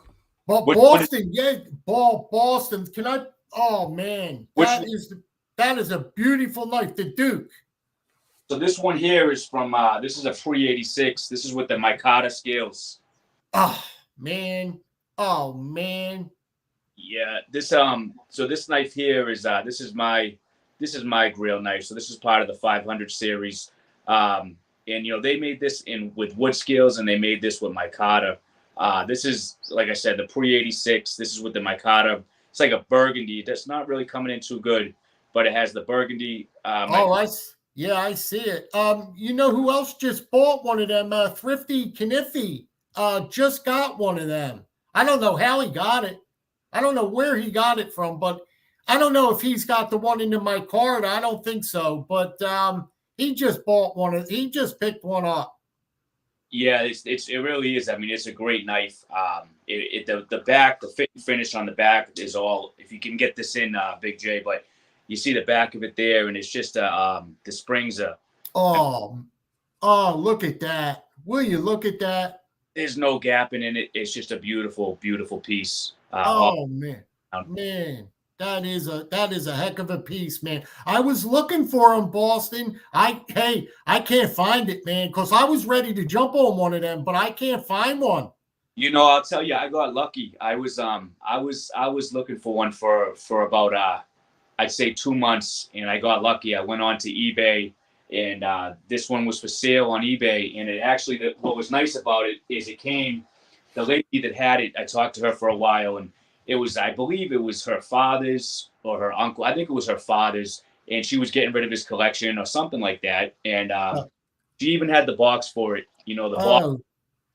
Wow! No kidding. Look at that box, man. Hold on, I'm gonna solo you. There we go. So this is the old school buck knife box. Oh. You can see here the price back in the day. It was only $25 for this knife. Oh, are you kidding me? Yeah, that's. Oh, Jesus. Yep. And then you got the sheath here, which is your old school, your old school buck sheath. Yeah. 500 bottom. I don't know if that comes in. I see it. I see it. But I got real lucky with this. I mean, with the papers, all the papers are in there and everything. But I just think about sometimes. Imagine that this was only $25 when this was. Oh, man, what a gem that is, man. What a gem you got there, buddy. I got lucky. I just got lucky. That you don't really see them on eBay too much, and I just happened to go on because I was looking for one, and I just happened to go on Jersey, and she had it, and I picked it right up. Oh man, that is a fantastic piece. That is really, man. Oh man. Yeah, thank you. Yeah, I love my grill knife. That one there, I really like that one. That's a great piece, man. That's man. And Boston, I highlighted a comment. Sean's been asking quite a few questions, and I can't. It's hard for me to get to all of them. But Sean, I am trying to see him. So Sean's got a question I put up on the screen for you. So Boston, what buck do you want not have or that you don't have? Sean. So what bucks out there that I want that I don't have? What I really want to do, Sean, is I want to get a custom. I have some customs. For example, here's a custom here. Beautiful, beautiful knife. Oh yeah, I saw that one. Oh, that's so beautiful, man. Oh yeah. But what I want, this one here is part of the Wolf series. Oh man. And this is a turquoise. This is a real turquoise stone. This is actually 43 out of. Sorry, 1 second here. 43 out of 250 made. Wow. Egg handles on it. But what knife? What I want to do is I want to build a custom buck in Buck's Custom Knife Shop is what I'm really looking to do. So I want to go in there and just like what Jersey just did. In Jersey, I'd love to see that knife. But I want to go in there and basically just build a knife and make it my own. I'm probably going to do the 112 because I prefer the 112 over the 110 personally. That's just my personal preference. Yeah. It's just, with the 112, you get that better. For me, it's just a better grip. I like that 3-inch blade length. But I want to go in and build a custom 112. Nice size. Yeah. Yeah. Good size. Yep. So that's what I'm looking to do. So it's not really a specific knife. It's one I want to create. Fantastic. Very good, man. Awesome. Thrifty Kniffy also had a custom Buck 110 built from the custom shop, and he's seeing his videos. He made me order off the custom shop. Yep. I have to be coming up on 6 weeks now. They give you 6 weeks to get it, and I think I'm over 6 weeks, but it hasn't come yet. It'll get there. It'll get there. I've heard that before. Where it can take a little bit over. And that it sucks. It stinks because you want that knife. You want that. But I've heard that before where it can take a little while longer to get back. You'll get it, Pete. Yeah. So I think we're about 4th from the bottom for a question from Boston here. And this is another one. I just want, man, these answers are going to, it intrigues me to find this stuff out about people. Yeah. But I want to know this one really bad. Absolutely. Okay. So what, I'm sorry, when, let me see here. When Jersey Knife Guy is out and about, what's he carrying? Oh, man. What's he carrying? That changes almost daily. Man, I got so many knives in front of me. I didn't even show half of them yet. It could be all the way from a Rough Rider that I'm digging at that particular, anything that I'm craving at that time. I mean, I come in here and the first thing that grabs my attention, I'll stick in my pocket. Is there one in particular, Jersey? Is there one knife that sticks out that you like to carry more than another? Show us one. I have them lined up here. Okay, give me a second. I'm going to show you something that I'm impressed with that I cannot get out of my pocket. That is a lot of fun. Now, another pricey piece, but this is a multi-tool.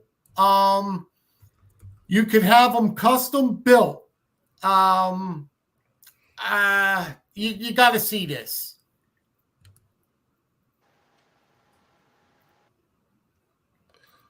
Oh yeah, I watched your video on this. Oh yeah.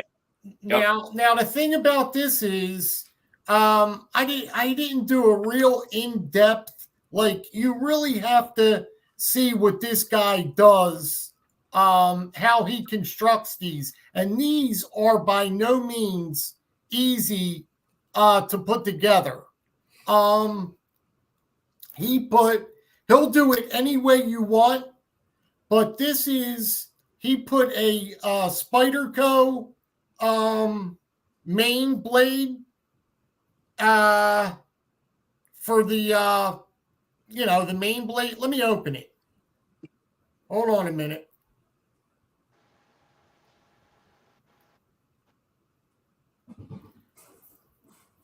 I really like that jersey. That's yeah, thank you so much. It's so cool. But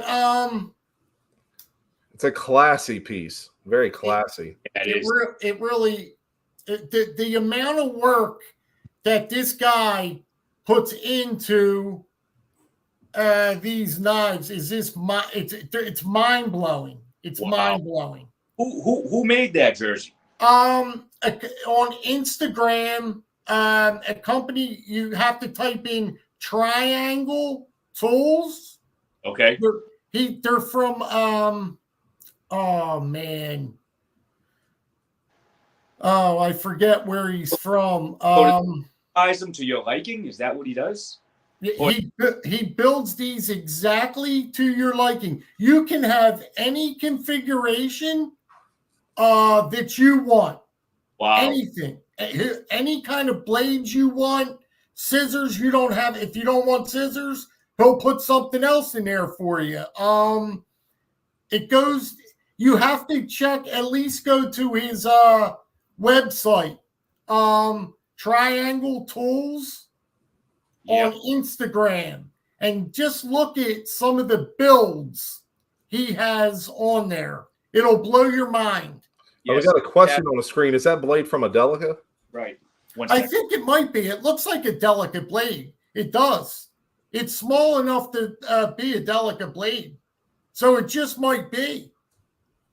Look at the edge. All the edges are like in the rock pattern. Everything is so custom. It's amazing. And I watched your video on that knife, and I'm not going to lie. I went directly to that guy's Instagram and looked at what he had. And oh, you did? Yeah, man. I watch your videos, man. Oh, cool, man. Cool. So you already seen all his stuff then? Yeah. That's fantastic, man. Jersey, quick question for you, Jersey. Yep.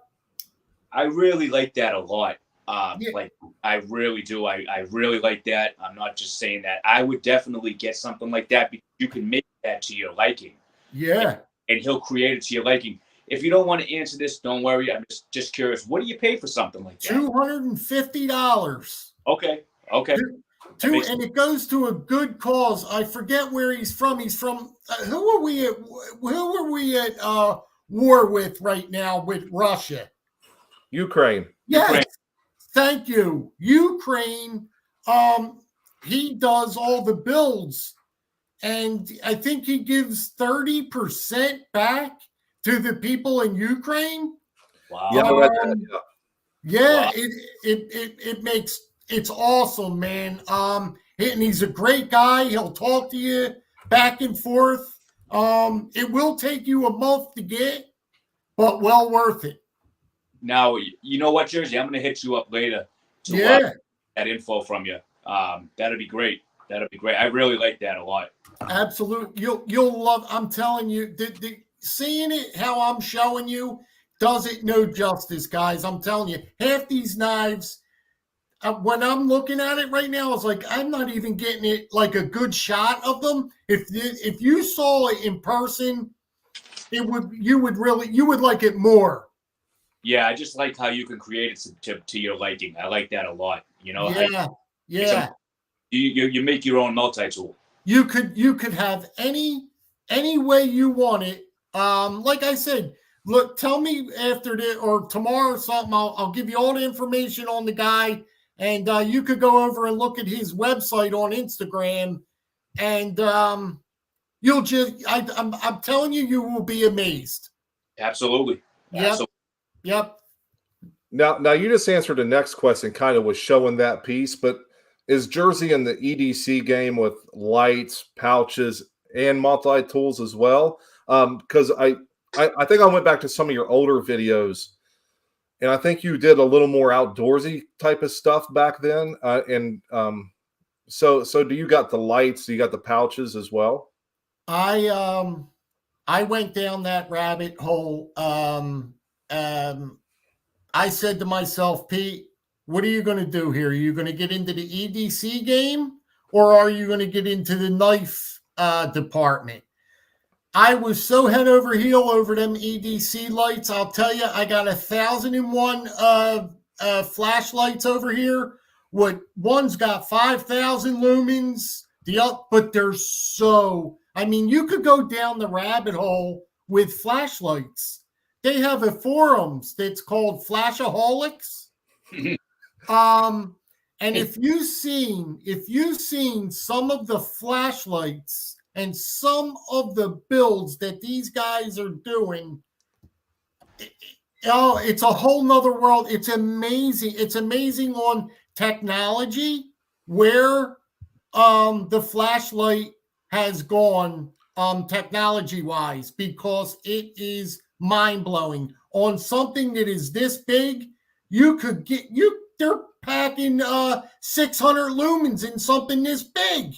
And it's got that like a magnet charger, like your watch. You just put it like on the magnet thing and it charges overnight or whatever. Put it right on the magnet. It charges right up, and you're good to go, man.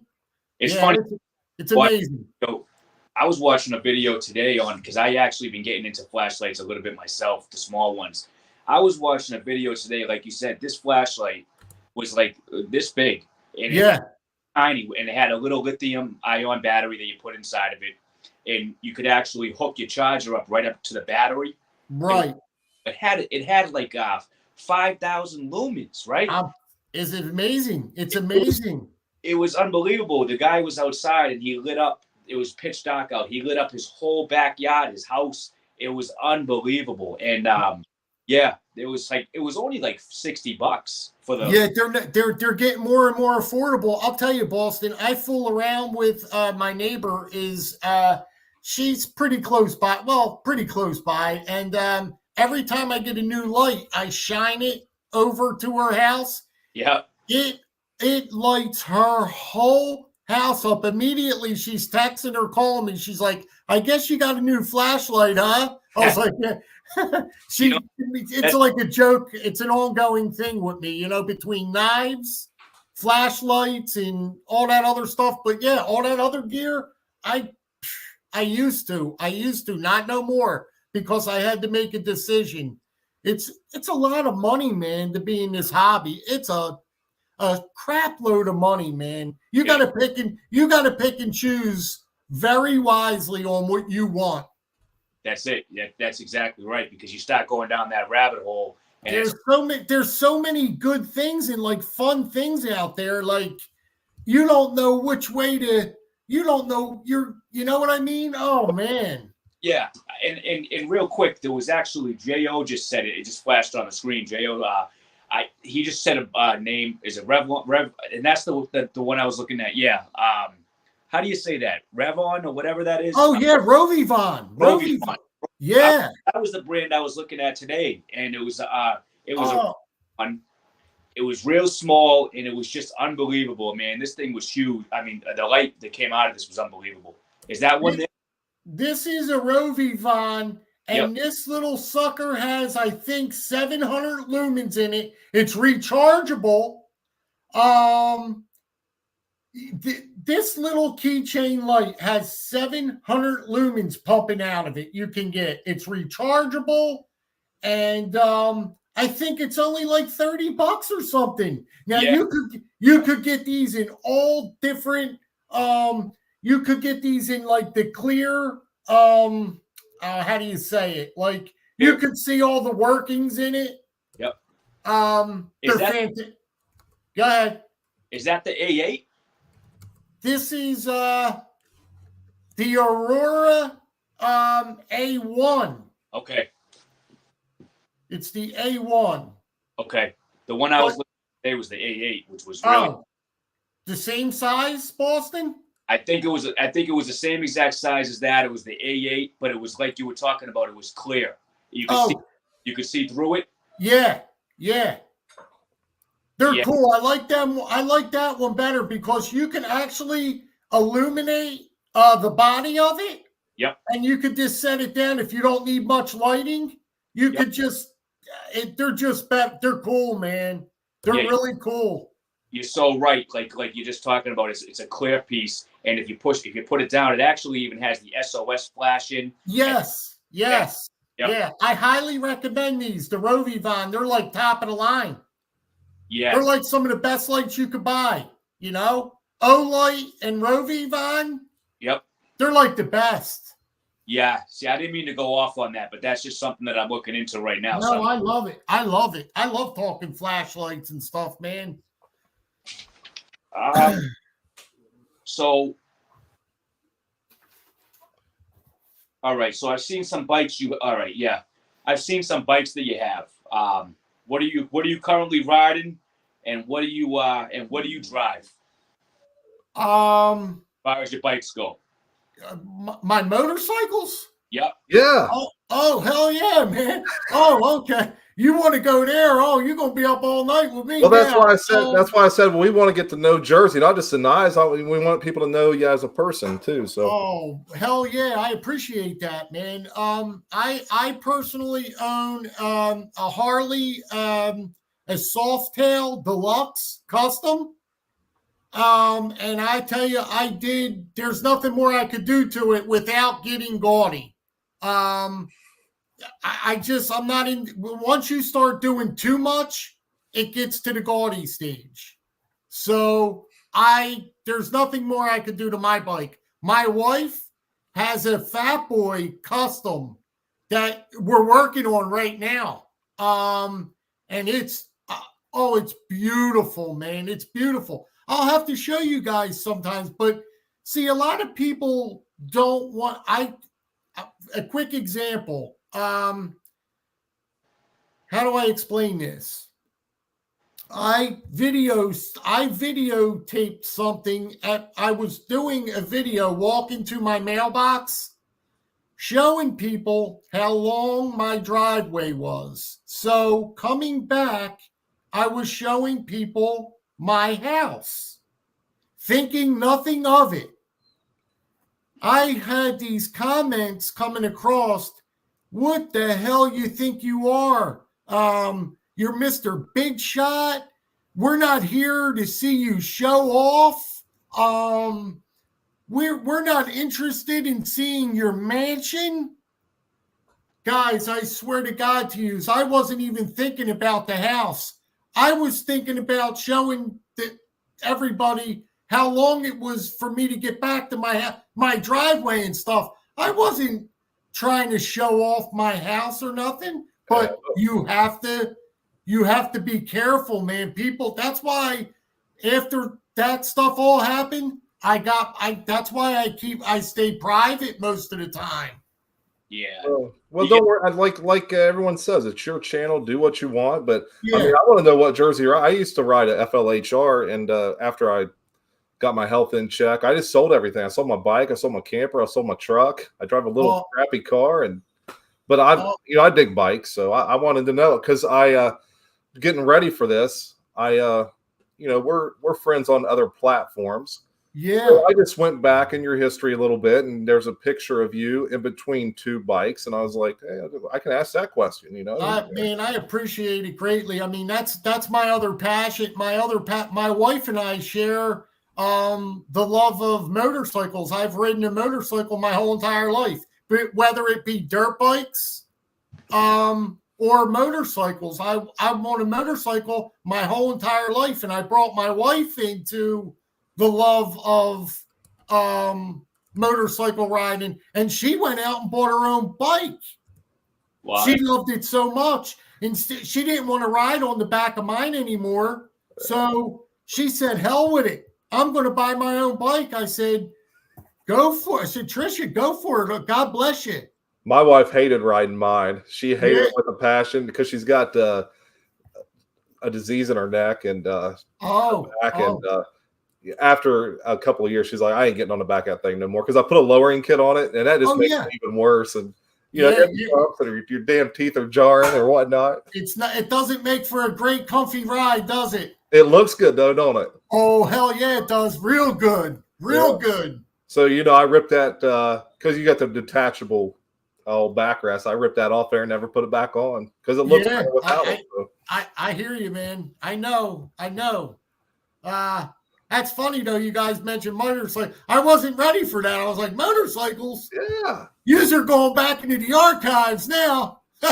So I'm going to follow up on a question that you talked about younger. Did you say you had dirt bikes when you were younger? Oh man, I had every one of them at one point. Yeah, a Would lot you of like the Hondas or the Yamahas, Suzuki, Kawasaki? Kawasaki. I used to ride a lot of Kawasaki's. I broke both my ankles on dirt bikes when I was a kid. Yeah, I did both my ankles on a dirt bike, and mostly Kawasaki's. Yeah. Oh, yeah. Nowadays, if I were to buy one, it'd be a KTM. Yeah. They're just fantastic. Well, four-stroke KTM, man. Well, I was going to say the technology, even in the KTM and Husqvarna, is 2 strokes with electric starts now on their 2 strokes, which back when we were younger, that's unheard of. You know, you're kicking till your guts are falling out. And, yeah. You know, you're on absolutely right. You know, trying to kick a KX 250 into the dirt. But now I watch some other videos, and them guys get on those KTMs and just electric start. They take off on a 2-stroke, and you can bog them way down now, where before you could never do that. Oh yeah, there's, like you said it all. I mean, the technology in those bikes nowadays is just, oh my God, it's just unbelievable. It's unbelievable. It really is. I can't even explain how unbelievable they are. Yep. Yeah, I've watched guys bog them way down. Those where before you would foul your plugs, and you know you're always got to carry a plug on you. You know. Well, the four. How do you hear of the 450s beating out a 2-stroke? You know what I mean? 4 strokes are beating 2 strokes. You know what I mean? If you get on a 450 now, a KTM, and you're the same bike versus a 2-stroke, then that 450 will eat that 2-stroke. Yeah. And Thrifty's even saying he had a Suzuki RM80 when he was a younger lad.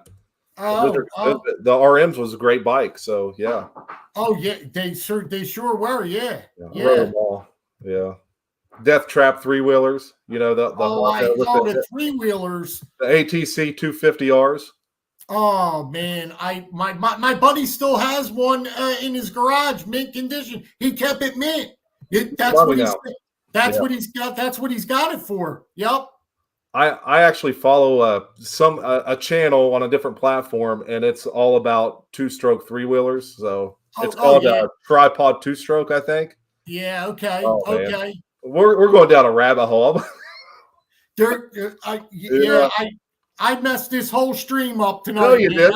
I'm all over the place. Hey man, I'm the one that thought of the motorcycle question. So I want to ask Boston. Boston, when you talk and when I see you, I think of someone who's rode a motorcycle in the past. Did you ever have bikes? Nope, never. So never. I just never. I don't know what it. Nothing. This is something I didn't get into, I guess. Boston, what was your hobby? Did you have a hobby before you got into the knives, or what was your thing? Like what besides knives? What do you get into or enjoy? Yeah, surprisingly, leather. Leather work? Yeah. So really, you do leather working? No, I don't do So I don't do leather working, but I don't know what it is. I just love leather, full grain leather, top grain. What I was really into was I got into wallets big time. Oh yeah. Kind of strange, kind of funny, whatever. But no, it's not. You know. Yeah. Just the different types of wallets, different types of leather. I went down that rabbit hole. I have, I'm not kidding you. I probably have thousands of dollars worth of wallets. I have so many. I haven't even used them all. There's a company in Chicago. Real good company in Chicago. It's they make leather from a tannery called Horween Leather. But anyways, yeah. So leather, that big time. And then but that was just my thing, and that's why I want to talk to Jo, because he does leather work. And I want to have some sheets made. I would love to have some sheets made from him. And he does.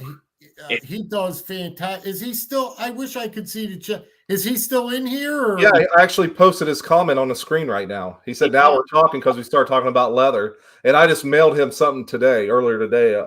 because the weather was so bad yesterday, I couldn't even take 10 minutes off work. So well, he sent me one of the earlier pieces of I had him make me something earlier on, and from seeing where a while ago from what he made me to now, oh man, his craft has become unbelievable. Hey Tom, how you doing, buddy? yeah, I got that traveling electrician's knife, and as soon as I opened the box and looked at the sheath, I immediately took a video of the sheath and sent it to Boston because Boston was talking to Jo about having something made. So I started talking to Jo about having something made. Yeah. And I'm having him make a slip for that 20 through 40 case Barlow that I picked up there a while back. So that'll be a good one to use for that. But I didn't send him that knife to form it around. I sent him a clapped out Barlow. So I just Jo real quick. Jo, I really, really love your work. I don't have anything from you, but I went online and you sent me your website there. I love the work, and I'm going to be getting something from you very soon. I have the email, and I just want you to know that I'll be getting a few things from you. Yeah. And Pete's got something he's showing on the screen right now. That's beautiful. This is from Jo. This is Jo's piece. This is one of Jo's earlier pieces, guys. This is a very early piece from Jo right here. Yeah, that's beautiful. And I mean the leather quality is just fantastic. I'm trying to hold on, guys, but just beautiful. Beautiful leather work he does. Look at the fit of that, how it fits right in there like that. How he molded that is so nice. Yeah, he wet forms them, Boston. He wet forms them all, buddy. Yep, you can see that. He must. Yep. Yeah, that's beautiful. He even does it with the lanyard hole on there and everything. He puts the lanyard hole on there and gives you a lanyard. He's a fantastic guy in the community, man.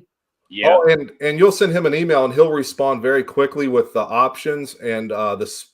You know, he does want you to send the knife, which I never thought about that when I started talking to him, but when he told me that, it makes perfect sense that he needs the knife to make sure, like Pete says, you know, if he wants to wet form it or not. So I sent him one exact same dimensions, everything, just a little later model. So I'm real excited. And I honestly, I seen his address. And I was like, well, I could just drive this thing over there to him.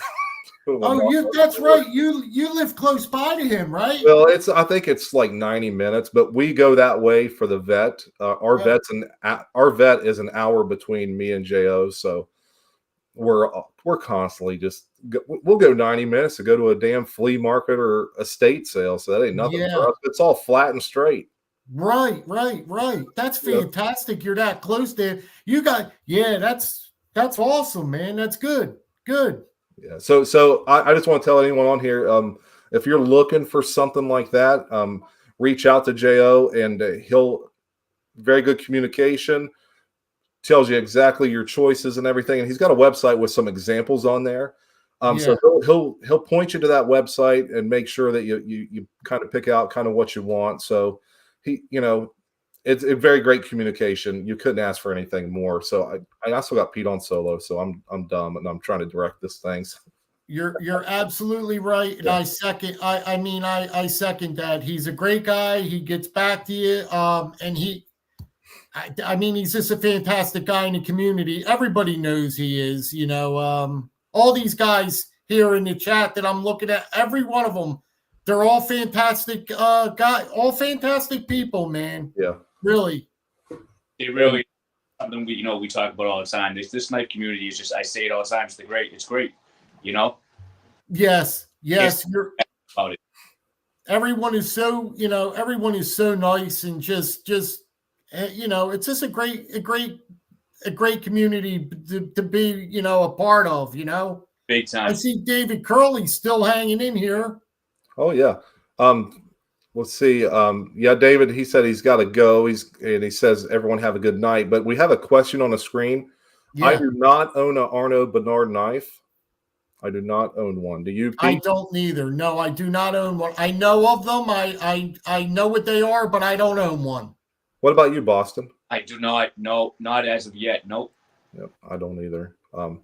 So I got a last question here, and you don't have to answer this, but when Pete has had a rough day spraying kilts inside of a house without a respirator on, and he's at home and he's relaxing, and he's got his feet up, what's in the cup, man? What you drinking? Just Diet Coke? Or are you splashing something in there? What you doing? Absolutely. No, absolutely. I like to have a drink every now and again. I like rum and cokes. I like a good rum and coke. I like a good shot every once in a while too. I like lemon drops. I do a few lemon drop shots. I like beers. I could get down with beers, but they fill me up too quick, man. I could drink 100 beers, man. I'm all blown up. I try to, that's why I try and do them shots. Just get it done quick, Get it bloodstream. Yeah. What about What you, about Boston? you guys? Well, let's let Boston answer first. Yeah, go ahead, Boston. So when I was drinking, I'd go with two things. I'd go with a cold beer, and then I'd go with a shot of straight vodka. Oh, okay. You don't drink no more, huh? No. Good for you. Good for you. Yeah, going on some years now without it, but it just works out better for me that way. But when I was, man, I'd go with a cold beer, and it's just a shot of vodka. That was my thing. I got you on that, man. Okay. There you go. What about you, Big? What you got going? Well, before I got healthy, when I weighed 373 pounds, I could sit and drink at least 30 beers and still get around. A couple of years ago, I went back home after getting healthy and lifting, and me and the guys, the football buddies, we got pretty tore up, and I haven't drank since. I was like, it affects me too. I have nothing wrong with it. I don't see anything wrong with it, but it takes me 4 days to recover now, and I can't do it because I got too much shit I want to do. I want to go to the gym. I want to play with my knives. I want to make some YouTube videos. I can't do that if I feel bad. I know. Yeah. Nowadays, I don't do too much of it. I did plenty of it years ago to make up for, the partying I did when I was younger. So I had my fill of it, man. But I still do occasionally appreciate a good drink once in a while. I still, I have a few every once in a while. Yeah. There's nothing wrong with that, man. I have nothing. Yeah. As long as you don't abuse it, right? That's with anything. Yeah. That's right. Yep. That's right. What was that comment you just put up there, Jay? It was Gerbs, and he was saying when he drank, it was Crown and ginger ale. Oh. And I like that, but I do the diet now for no calories. Yeah, there you go. Yeah. Yep. Just wanted to say real quick here. I know that was it for the questions, and I just wanted to. I know we're coming to an end here, and first of all, I just wanted to say, Jersey, man, it's great to have you on here. Really, I wanted to meet you. This.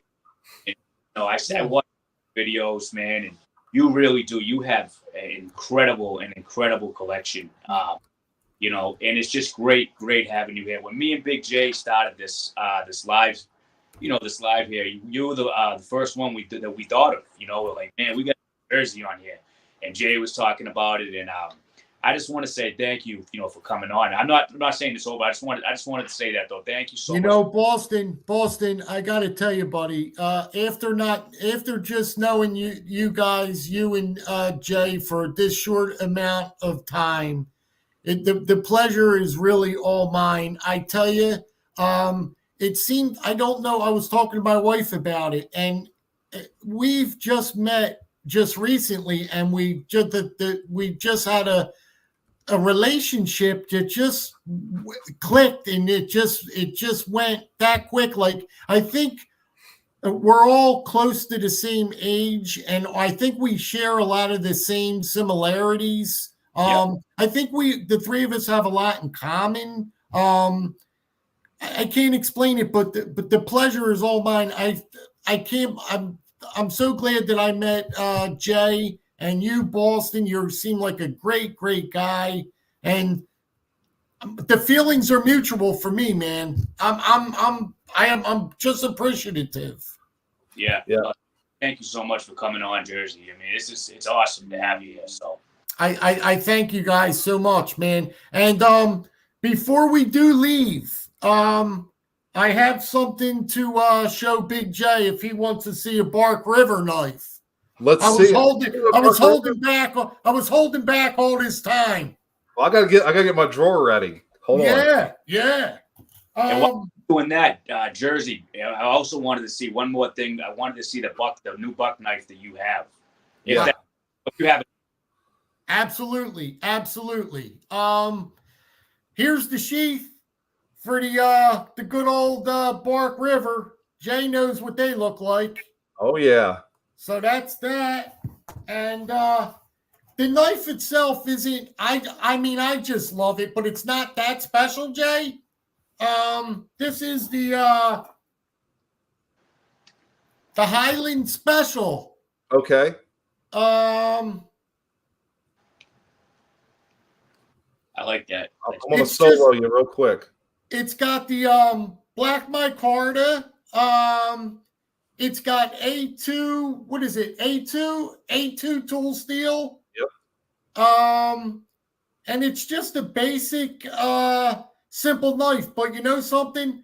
I like these simple knives. Less is more sometime. I totally agree with that, with the less is more, because we were talking the last, who was we talking with? Where they were just like, oh, it was Big Red talking about clean line, simple design, and Bark River offers that. And so doesn't one of their competitors, the Battle Horse, you know. So let me ask you something. That Highland Special that you just had, what knife is in the same realm? What Battle Horse is that's most similar to? It would probably be similar to the Scout. The I didn't even get a chance. I have the Patriot Scout sitting next to me here. I have I have so many knives out. I didn't even show. My whole desk is full.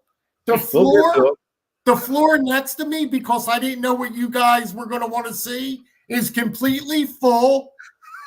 I didn't show hardly no knives. I didn't show none. I didn't open none up and show you. We'll do part 2 if we got to. And I put that in the email to you the other day. We'll do a part 2 if we have to. And then, we're gonna have to do a part 2 and a part 3. We'll do it. Hey man, I'm game. I'm game for this. Absolutely. Hey Boston, here's the sheath for the new buck. Nice. Yep. And here's the new buck. Do you know anything about what's these covers? Rich Light? So I was watching your video on that. I don't want to say that's new. I don't. That's new to me. I don't know about those covers. No, I don't have it. Okay. Because they said that this Rich Light they were doing a lot of it's so durable. They were doing a lot of it for roofing.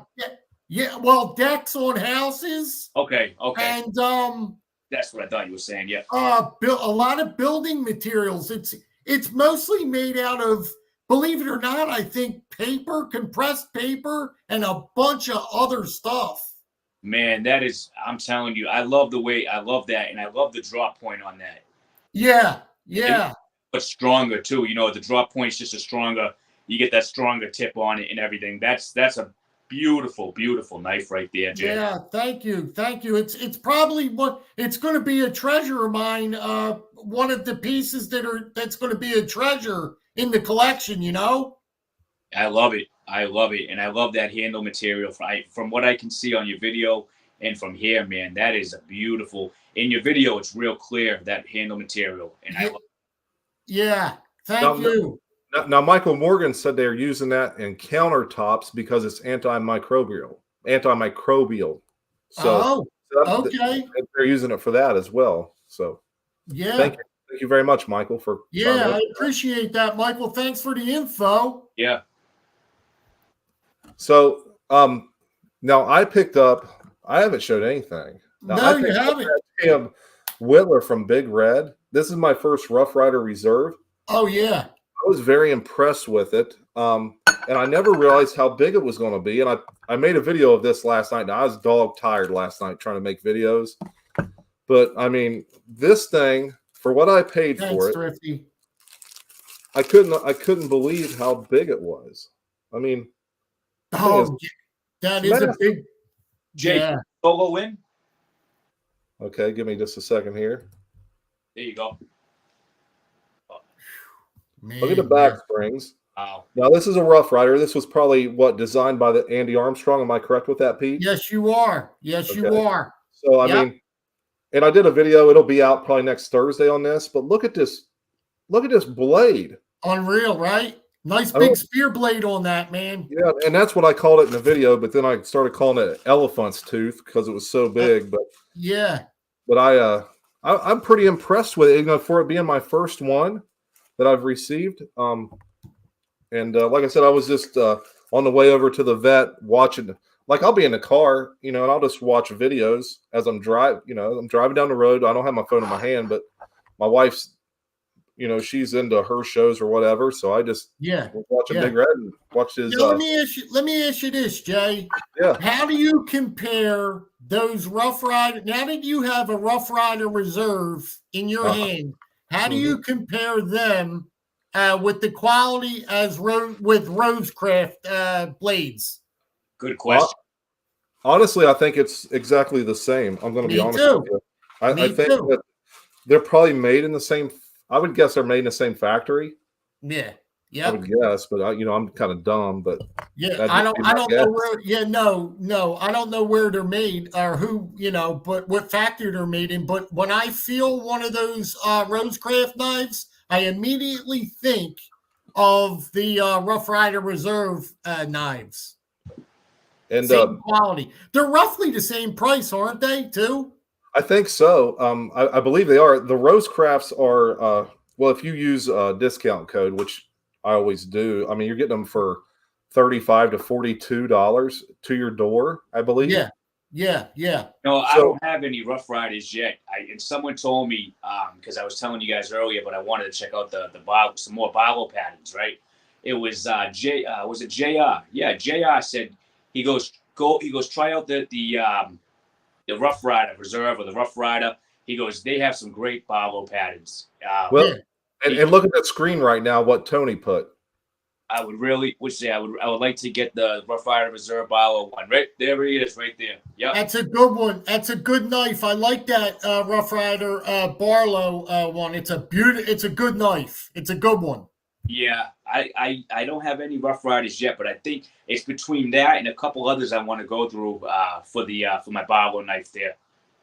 And me and Boston had started. You know, we're going to attempt this where because we can't afford to go out and just accrue a knife every week, you know, a $300 knife every week. But what I'm going to send him the Mohawk, and he's going to carry that for a little bit, review it, and then I'm going to send you. I have no problem sending this Rough Rider to you for you to check out too. You know, get the Mohawk back. I'll put a Rough Rider in the mail, and that way we can, you know, then we might be able to focus on some more expensive pieces while we're reviewing each other's other stuff. So right. That might work, but I don't know. There's a for a while now. There was a pass around group. I think Tom from Knife Delight started a pass around group, but something happened. It stopped for one reason or another.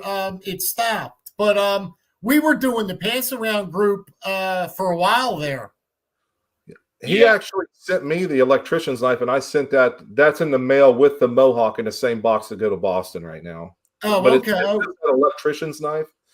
So he asked me if I would want to review it. And I did, and I actually used it. I cut some wire and stripped some wire with it and stuff on camera. But after the day I had yesterday, man, making them videos last night, me and Boston were talking. I'm like, dude, I did them videos. That's half dead, man. Half falling asleep, like you're ready, just half one eye, half shut, right? I know, man. Yeah. You know, that's the thing with work and everything too. You know, I gotta you know, I haven't put out anything in a few days, and it's just the work week is just, you know, you're trying to work around that. I do, like most of us, do long hours. You're trying to get out videos.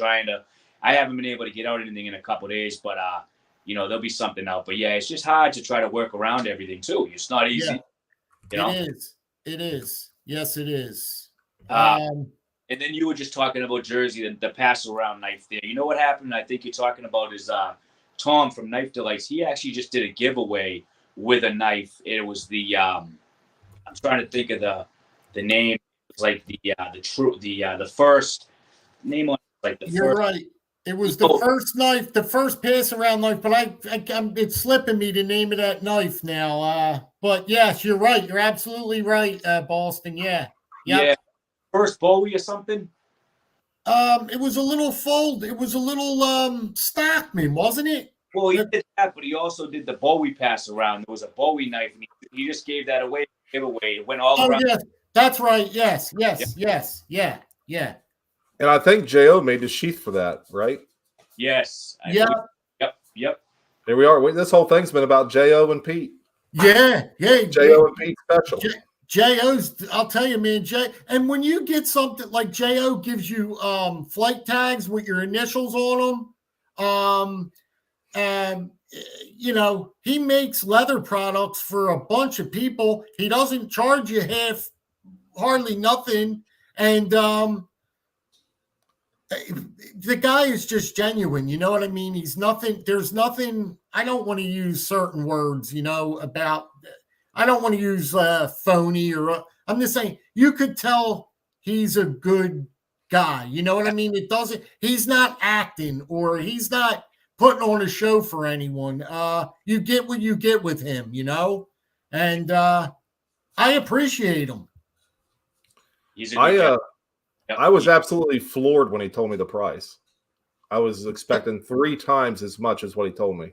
Oh yeah, for the sheath, right? Yeah. I know. Yeah. Well, I'm just getting a slip, but I'm sure that a sheath won't be too far behind it. Yeah. Have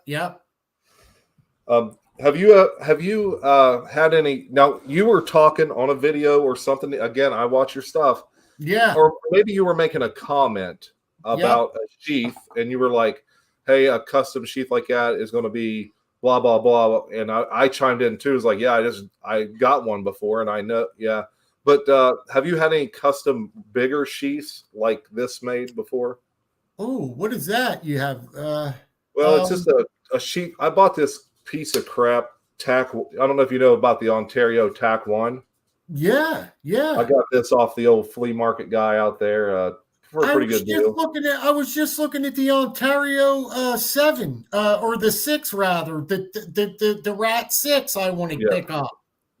Great knife. But anyway, what were you saying? I was asking, have you had any sheaths like that made, like the bigger ones like that?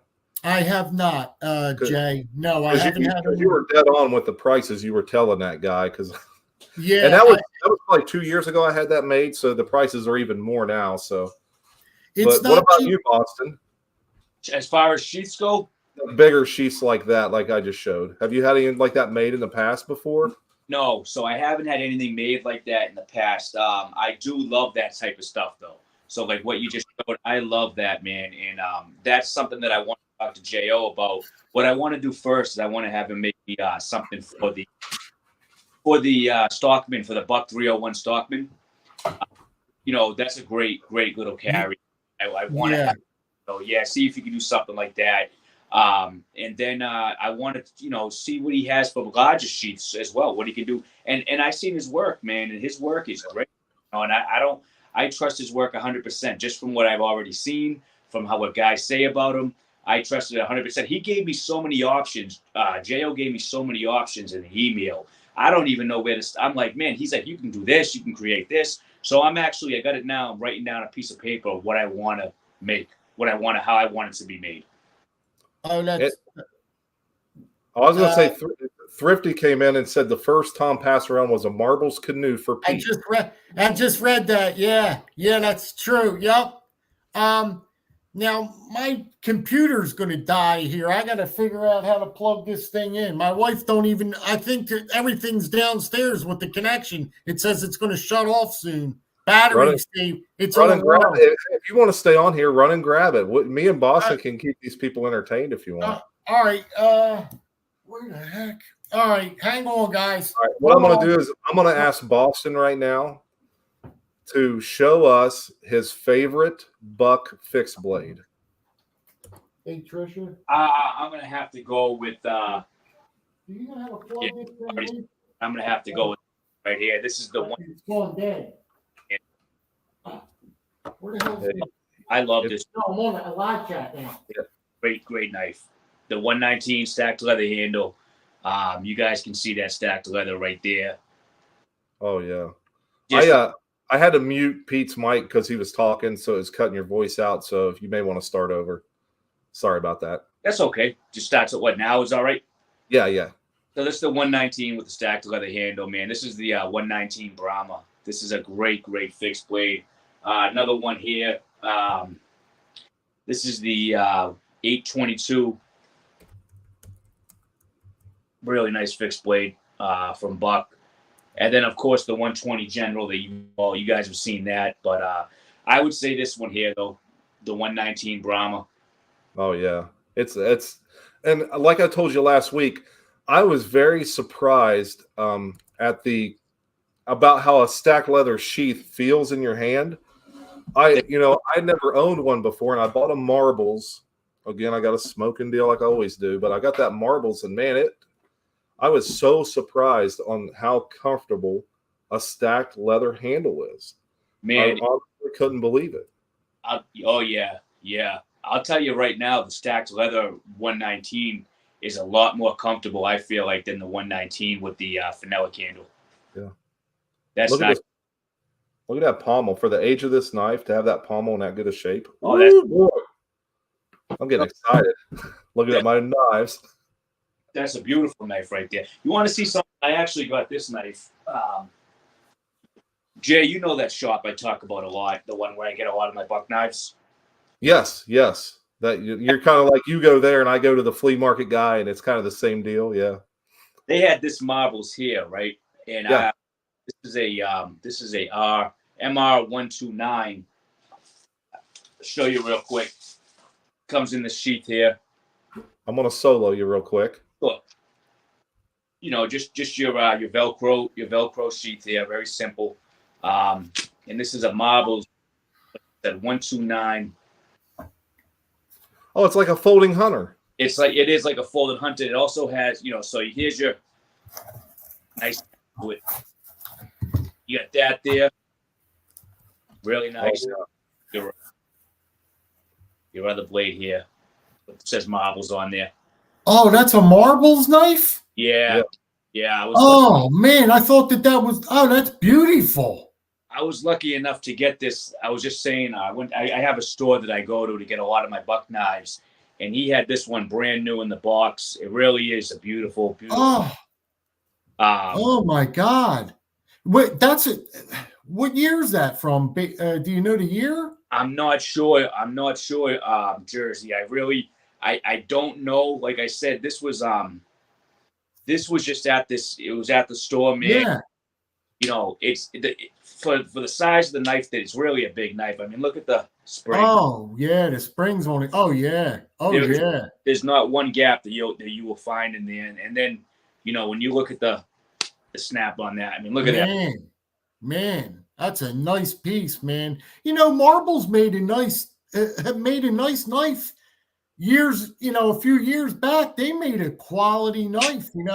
Yeah. Well, Mike Stewart that runs Bark River he was the vice president, I believe, at Marbles in the 90s. I believe, and someone can correct me if I'm wrong. I'm kind of, but Mike Stewart that owns Bark River worked for Marbles as their vice president for a good while, and they put out some, the boxes that have the bobcats on them. Oh yeah. With the bobcat on the front of it. That's when Mike Stewart worked there. Oh, okay. Yeah, right. Huh. Yeah. Well, excuse me for 1 minute. Right back. So, Pete, tell me, I want to know what your favorite since I just bought one, because you were always taunting them. So I was like, I'm gonna buy Rough Rider Reserve. What's your favorite Rough Rider? What do you think your favorite Rough Rider is?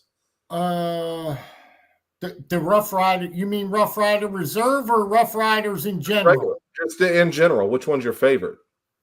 Oh man.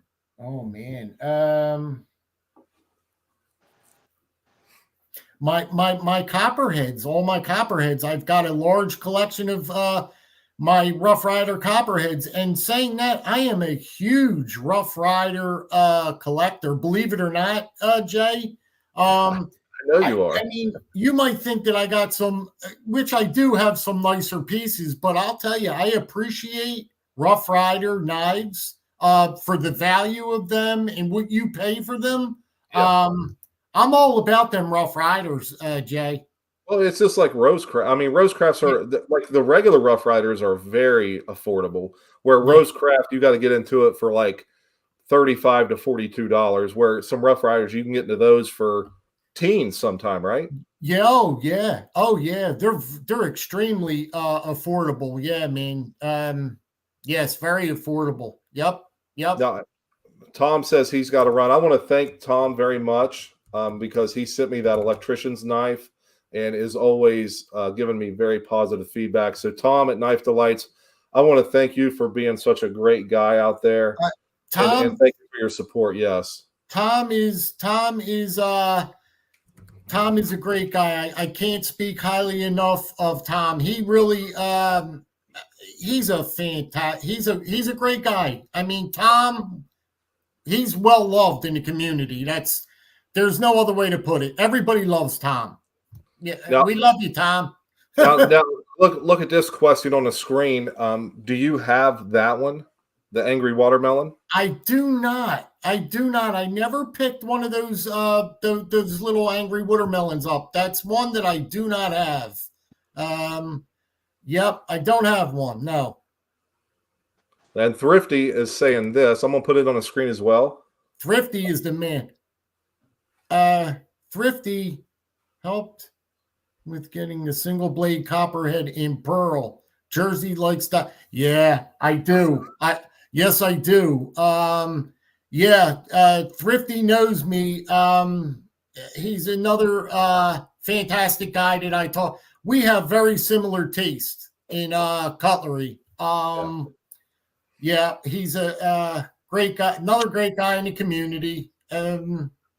Yes. Now I do. One thing I want to do is go back and look at some of Thrifty's older stuff. Yeah. Because, getting into this, I've only been watching these videos, probably a year. So in a year's time, and then I started making YouTube videos probably 6 months ago. But I want to get back and see kind of Thrifty's, because I know he put out a video what got him into collecting case knives. But, I've said this before, and I'll say it again, but the end of Thrifty's videos with the pictures and stuff, and he puts great pictures on Instagram as well. So I want to go back and I want to catch some of his older stuff. Definitely. Because now as soon as it pops up, throughout the day, I get in there and watch him, but I want to watch some of his older stuff too, as well as RJ's. Because, with being the last year, I know that they've got to be having content out there a lot older than that. So I want to get back and try to watch some of their older stuff. Oh, definitely. And he has Thrifty has a very large collection of Rough Riders. Probably the biggest collection that he's probably got the biggest collection out there of Rough Riders. And he has some older, beautiful pieces. You know what I mean? And they're some of those older Rough Riders, let me tell you, they're sought after. Yeah. They are sought after. So just because it says Rough Rider on them, to me that means nothing. If you look on eBay at some of the older Rough Riders, they fetch a nice buck, man. Yeah, I mean the action and the look of them. I mean that Whittler, I was so surprised when I opened that up. I mean, I know it had a flaw in the shield where it had rubbed on something, but I didn't. I just wanted to buy it because, for the price he was offering it, and I know it's coming from him, so I was like, hey, I got this knife from Big Red. I did a video on it, the opening it and everything. I love doing them opening vids. Yeah. You're killing it, dude. With those, yeah. The only thing you have to, your son or you has to teach me how to do the intro. I want an intro for my video. Okay. I I'll see if my older boy can make you some music and send to you, and you can use that music and just put some pictures up. But it's then timing the music to end at a decent point where the picture's in. Sometimes I don't do that 100% correct, but I want to ask Boston what he uses for his YouTube videos. Like what do you use to upload yours? Because me and Pete were talking about this earlier before. Yeah. When I say in the wrong time. No, we were on here. So what do you use to make your videos, edit them, and stuff like that? To be honest with you, really, I just shoot it all in one. I don't even edit it. I just shoot it all in one go is what I do. I don't edit it or anything like that. So I use my phone. I make a video on my phone. And when I'm done, I'll watch the video. If it's to my liking or whatever, I'll upload it. Pretty much what I do. I really don't get much into the editing as much as you do, Jay. But that is something that I want to start doing. Also, like Jersey was just talking about, the intro there is something would love to learn from you, because you have that going, and I don't know how to do that. No, I don't even know how to edit, Boston. I never edited one time. I have no idea how to edit a video. I don't know how to do it. Man, I'm with you. If you ask Big J over there, man, I don't know any of that stuff. I shoot a video and I upload it. That's it. That's right. Me too. That's the only thing I do. I upload the video, I hit upload, and that's where it ends. Same with going out. The same. If I make a little mistake during the video, hey, so what? Let's roll with it. It is right. I'll get so mad. I'll shut my camera off and I'll delete everything on the card, because if I don't delete everything on the card, I'll pull stuff over to Shotcut that shouldn't be there, and I get pissed and I'm cussing, I'm screaming, I'm yelling for my son. And so trust me, it is he's the one who showed me the software and what to use, and then I just kind of played with it a little bit, and I watched like everything we do, like the StreamYard, the Shotcut. I just go in and watch a bunch of YouTube videos, and I kind of take notes, and then I try to apply those notes as I'm doing it. But I like another thing I like at Thrifty's is his opening, when he's the opening of the vid, how it's like the orange collar and it's got the Thrifty and he's opening that drawer. He has an awesome opening. He does an awesome slideshow at the end. Those slideshows at the end, the pictures, if you look at those pictures, they're crystal clear, man. Yeah, he must zoom in. He must zoom in real tight on them pictures. Well, maybe we need to get Thrifty on here and pick his brain a little bit, and just maybe have Thrifty he knows how to do all that stuff, man. He's good. Yeah. He's saying he uses Shotcut as well. He knows how to use it better than I do, but it is a learning process, and like it didn't happen to use a MacBook versus a Microsoft computer, because my son says, hey, my MacBook's better. And even though he's running his own personal thing he built in his room that's it's just, dude, I'm too old for this shit. No, I hear you, right? I know. Over here, like Boston says, we're over here just jamming our fingers into the keyboard trying to get stuff to work. I know. Up with a computer, I don't know anything about it. I just make a video on my phone and I hit upload. That's exactly what I do. My wife, I'll be honest with you, my wife is an accountant at work, right? And she's a wizard. I mean, not a wizard, but she's very good with computers. But I don't want to burden her too much, because she's on this computer from morning to night. Sometimes she's on this computer 15 hours a day. And I ask her questions. She helps me, but I just don't want to just bother her too much with, how do you do this? How do you do that? How do you do this? It gets annoying. So I just let her be when she's free, because she works very hard. So when she's I let her have her own time to herself instead of me bothering her all the time, So especially when your wife, like my wife, works manual labor, and then she's got this dog, she's got to, so me bothering her, man, I feel like right now she's going through a lot with this dog, and I bought the dog for her for a Mother's Day gift 4 years ago. So you know how sentimental it is and everything. So that is a shame, man. Hey, we're doing the right thing and taking care of it, and I'm carrying it out at 4:00 in the morning, and that's what I'm saying. Yesterday I was beat, bro. I was just beat. But I could imagine. I was carrying my 80-pound Doberman up and down the steps. I'm 2 flights here, and I was carrying her down the steps. You know how many times I almost fell with her in my arm? I mean, I almost broke my head a couple of times trying to get her down the steps, man. Yeah, it's rough when stuff like this happens. But my wife, where my wife works. I told you what she does for a living, so she's used to dealing with that. But she deals a lot with large animals specifically. But they got a small animal side too, and she's all the time going over there and bringing stuff home and nursing it back to health. Yeah, yeah. Boston, have you ever had to wean a sick animal back to health? That's a good question. Look at us. We're down a rabbit hole. We'll talk about asbestos in a minute. Yeah. Yeah. I guess we had a cat that was, this was probably 12, 13 years ago, or actually, no, maybe like 15 years ago.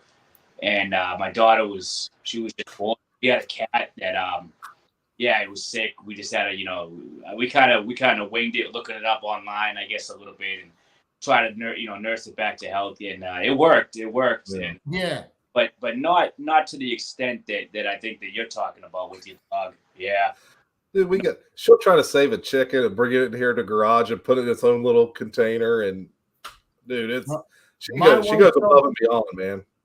God bless her. My wife is the same way, man. Well, she's got me more than, she really got me into it. I was always an animal lover. I always loved animals, but when I met her, oh man, it really it went to the next level when I met her, man.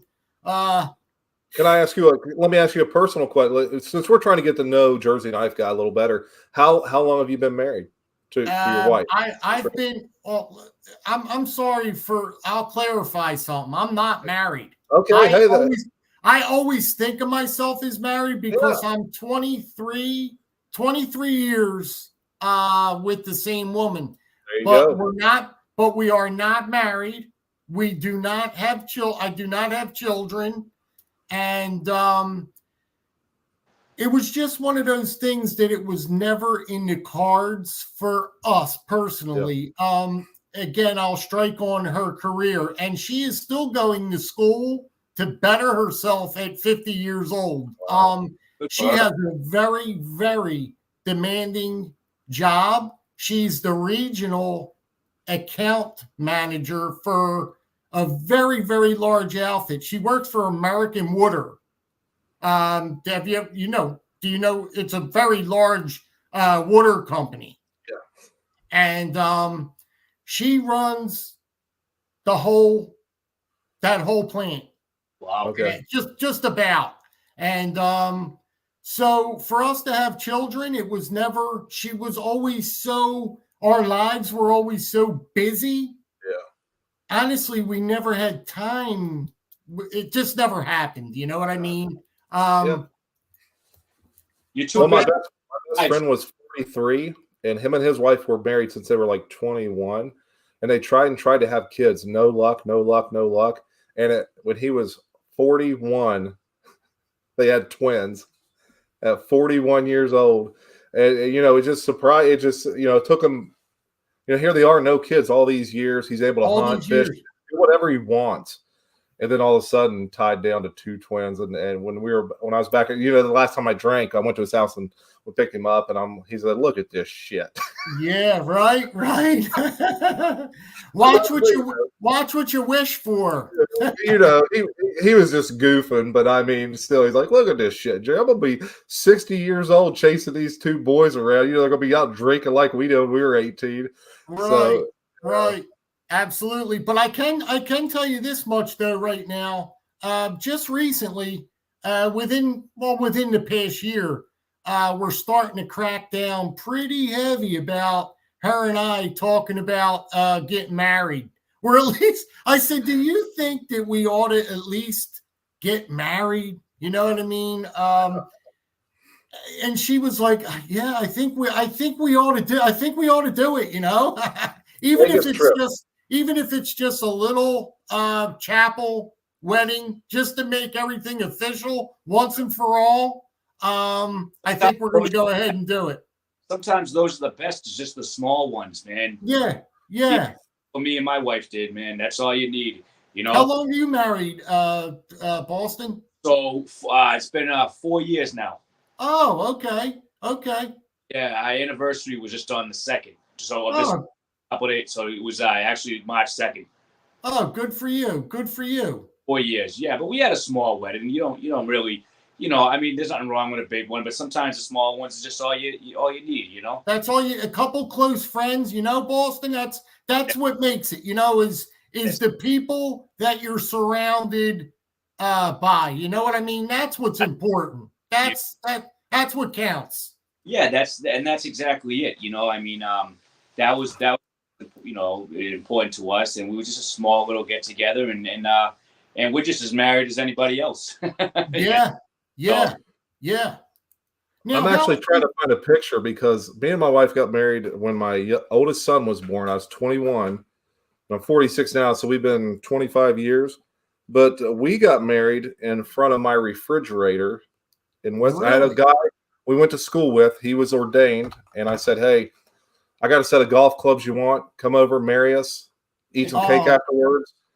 And then my other buddy threw me a hellacious keg party in his field. So that's all we did. That is awesome. That's a great story there. That's a great story. It really is. Dude, I could tell you some good ones.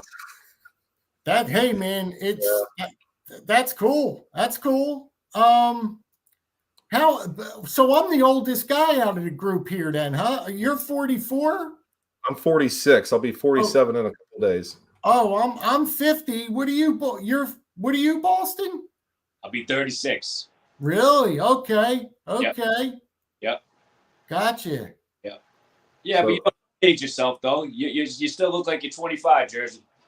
Oh, thank you so much. Oh my. Thank you. Here's someone else, Rusty Knife Lover, his wife, and they weren't able to have kids, and they were married in 1994. That's the year I graduated high school, Rusty. So wow. God bless you, man. He's 53 now. God bless you, Rusty. That's it, man. Rusty, God bless you, brother. God bless you. I graduated high school in 1991. 91, man. I did have another knife question. I want to know what is your most, I don't want to say expensive, but what's the best case knife you own? Like, I know what I have, and but you probably got something better than I got. So no, don't. The best case knife. Because Boston started buying some case knives. He bought 3 within 3 days. There, he got bored. Yeah, hey, it's easy to do, man. I'll tell you. Let me just take a quick look and see and familiarize myself with something. Hold on. Okay. While he's doing that, I'll just show off. Well, I don't want to show it. I don't want to say the word show off, but I got this case sleeve board whittler here. Bring it in, Jay. Bring it in solo. All right, let me do that. So I got this sleeve board whittler. I'd like to know if Thrifty has one of these. Warthog, I know, has one, but this is the Case Classic. I got the, gosh, I try not to knock lights over and whatnot, and I'm not going to be able to do it without knocking lights over. I was going to show the box, but it's just a Case sleeve board whittler. I would like to know if Thrifty has one of these because he does say he's a night case collector. So, but this one, like I said last week, to get the smaller blades open, you got kids at flea markets jamming donut sauce down in the. I always put wicked wax on my blade. So, but this is I want to say this is my nicest case knife. But I got another one that's probably worth a little more money than that one. But I don't know what Pete has. I was kind of anxious to know what his best case knife is. I have a pretty good piece here that let me solo you. This is the case. This is off the Vintage series. Okay. And it's canoe, but wait till you see the stag on this. Okay. And Thrifty says he don't have one of those, but he does want one, trying to grow the case collection this year. I hear a lot of people You talking see about that, what- like, grow specific brands, so that's awesome.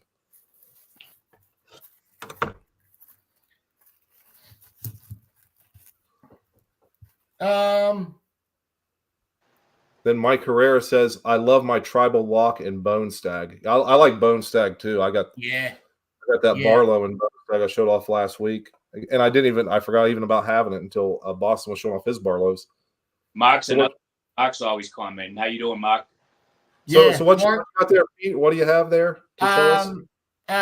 I'm sorry, I got sidetracked. I'm going to learn how to keep up with the chat and talk to you guys at the same time and show knives, because I'm having trouble showing knives. Oh, that's beautiful. This is probably one of my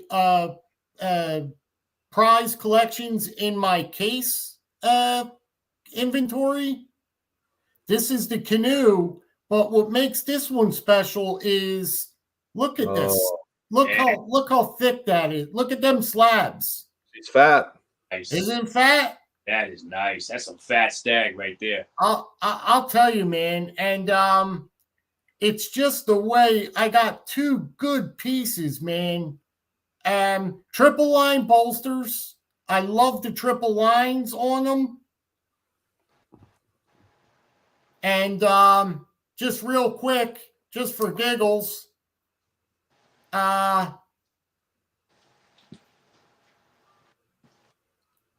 anytime I don't get to show it that much. I really don't.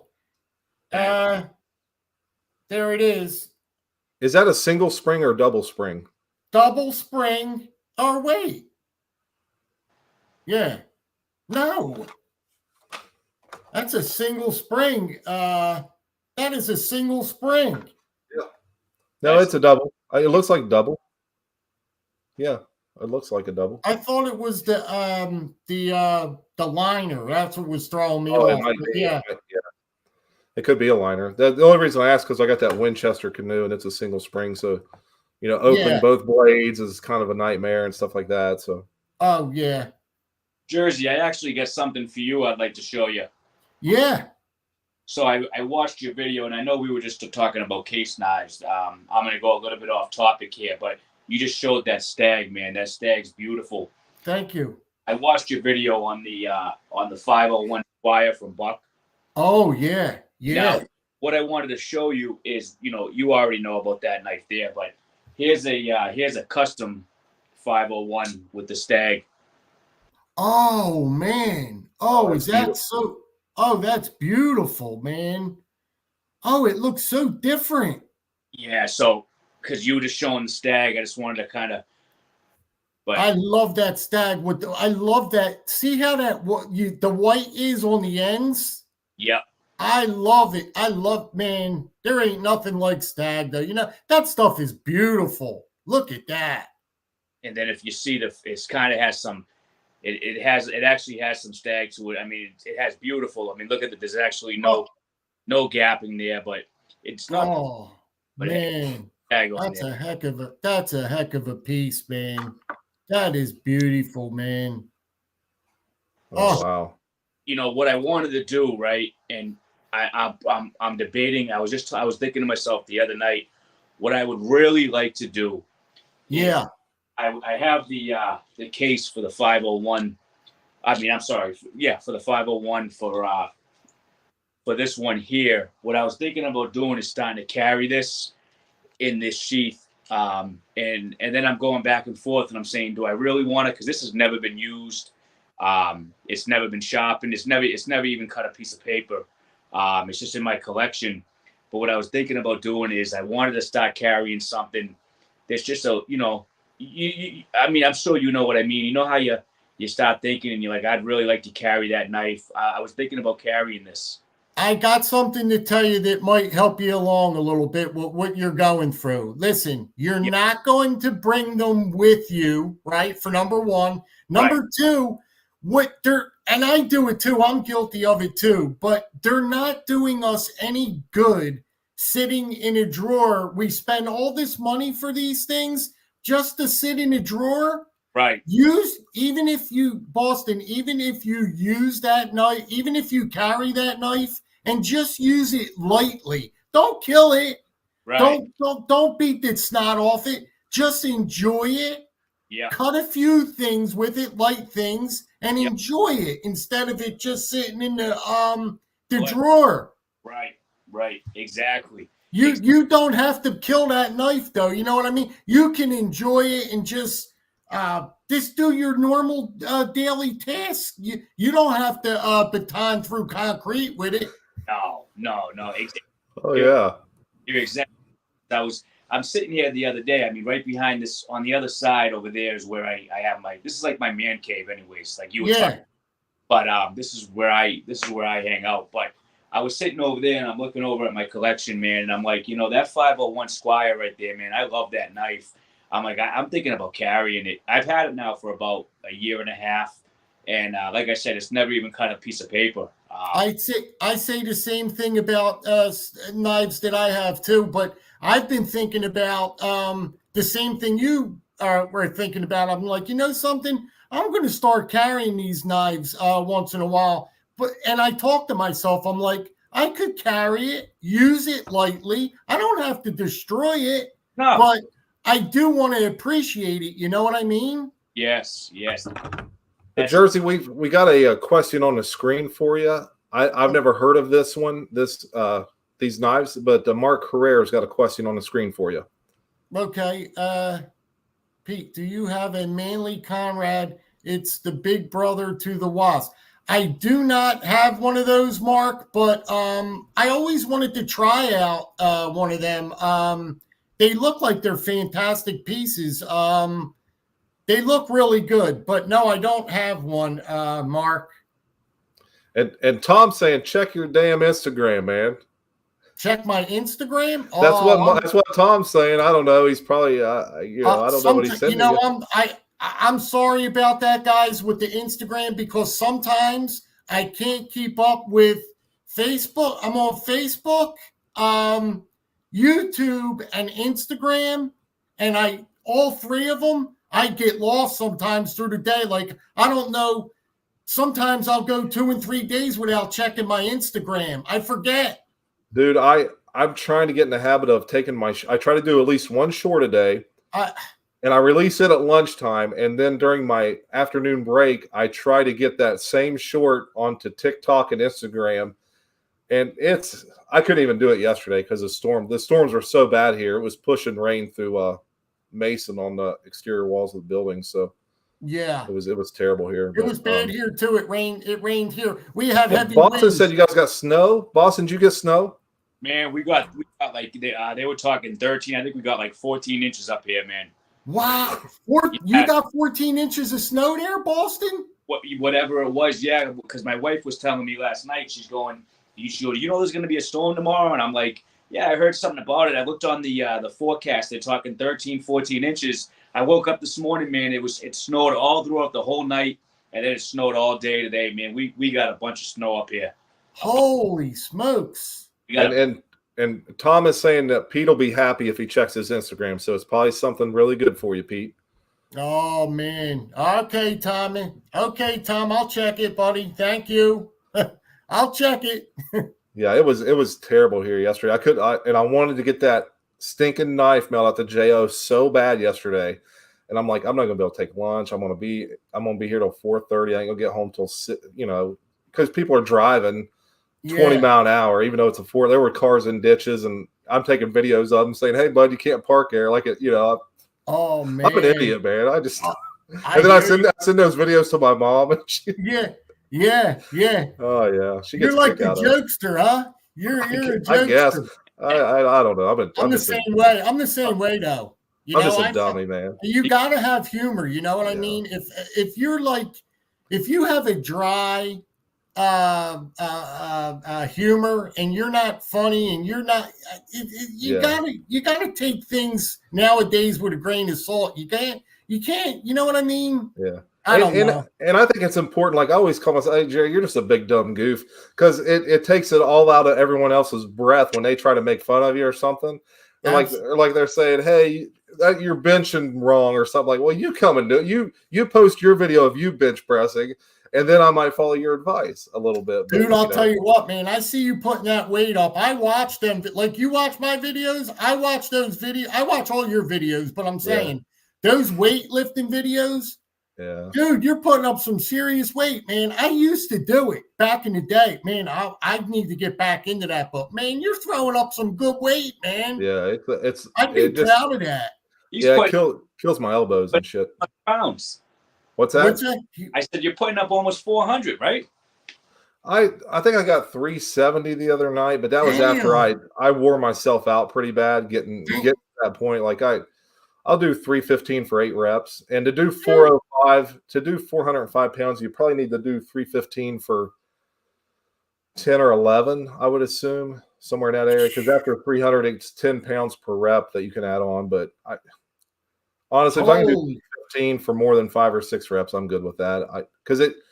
I'm going to tell you something. The older I get, when that old man lifts that weight off there for me, and gives it to me, and you see how slow that first rep goes down, because I feel like everything is just going to explode. Oh, I know, man. I was going to ask you. How's your elbows hold up with all that weight, man? They don't. Oh. I got tennis elbow really bad, so I don't do a lot of arms, like curls and triceps and stuff. So I don't know. I just care about bit. I used to deadlift and squat and all that shit, and then I'm like, every time I did, I hurt myself, and I'm like, I'm just done with that. And I'll do like girl leg stuff, and then on bench day, it's time to get serious. You're doing something, man. You're doing something. That's better than what I'm doing. Yeah, dude. But I was so fat before, just so out of shape, it was crazy. Jay, I actually got to get going here shortly. Me too. Okay. I was just going to say, I think I got this room a hot mess in here, man. And I got RJ's live tomorrow too. Well, what we'll do is we may, here in the next few weeks, maybe a month down the road, maybe schedule a part 2. Because I really want to see, tonight, I just really want to get you to know you better. Yeah, honestly, because I've always enjoyed you. You have always been kind to myself and Boston both. So I just want to get to know you better, and I think I want other people to get to know you better as well. So I appreciate it, man. I appreciate everything, guys. I appreciate it. It's been fun tonight, man. I appreciate you. Well, we appreciate you. Again, Jersey, I just want to say, I got to get going in a minute, but again, it's really tonight, man. Well, I know that really, it's been a pleasure to get to meet you. It was a real pleasure meeting you, man. I think that we're going to have something good here coming down the road here. I think we're just starting to get warm here. We could make good things happen here. That's what me and me and Jay were talking about, man. Is we want to go on so bad, and I definitely want to do a part 2 of this. This would be great. Absolutely, yeah. I think we'll throw some more, because tonight is our learning process of having 3 people on here. So I'm trying to direct and do all kinds of stuff, but I think it turned out decent, and I think the next one will be even better. I think so. I know so. Yeah. Jay, I want to say that to you. That's another thing I wanted to say. Thank you, Jay, Big J, man. Absolutely, man. You're the one over there doing all the computers, and I'm not doing any of it. And then, so thank you for being able to deal with that while also showing knives, putting out, solos up and this and that. So thanks. I appreciate it, because this is something me and Big J, we're doing now. And he's really the man. I want people to know he's really the guy in the background, really, with the computer. So I want to say thank you for that. Absolutely. And Gerbs, I will hit you up. I know how to make someone a moderator. I just need to do it in YouTube settings. But again, Pete, I want to thank you so much for coming on. We're definitely going to do a part 2. And I want to read this one more time. I did this during the intro, but I don't know if he's on here. I don't know if he's on here now, but I want to shout out RJ's Knives for his direct and indirect assistance with helping us get these chats going. I reached out to him. He took time out of his busy day to walk us through a test session and show us more aspects of the StreamYard. Everyone go check out his channel. Hop on his live, which is every Sunday, 10:30 Pacific Standard Time. So figure your own time zone out. Again, the channel is RJ's Knives. Be sure to head over, like, subscribe, click that notification bell. He's got awesome content over there. Absolutely. Absolutely. Guys, everybody in the chat, take care.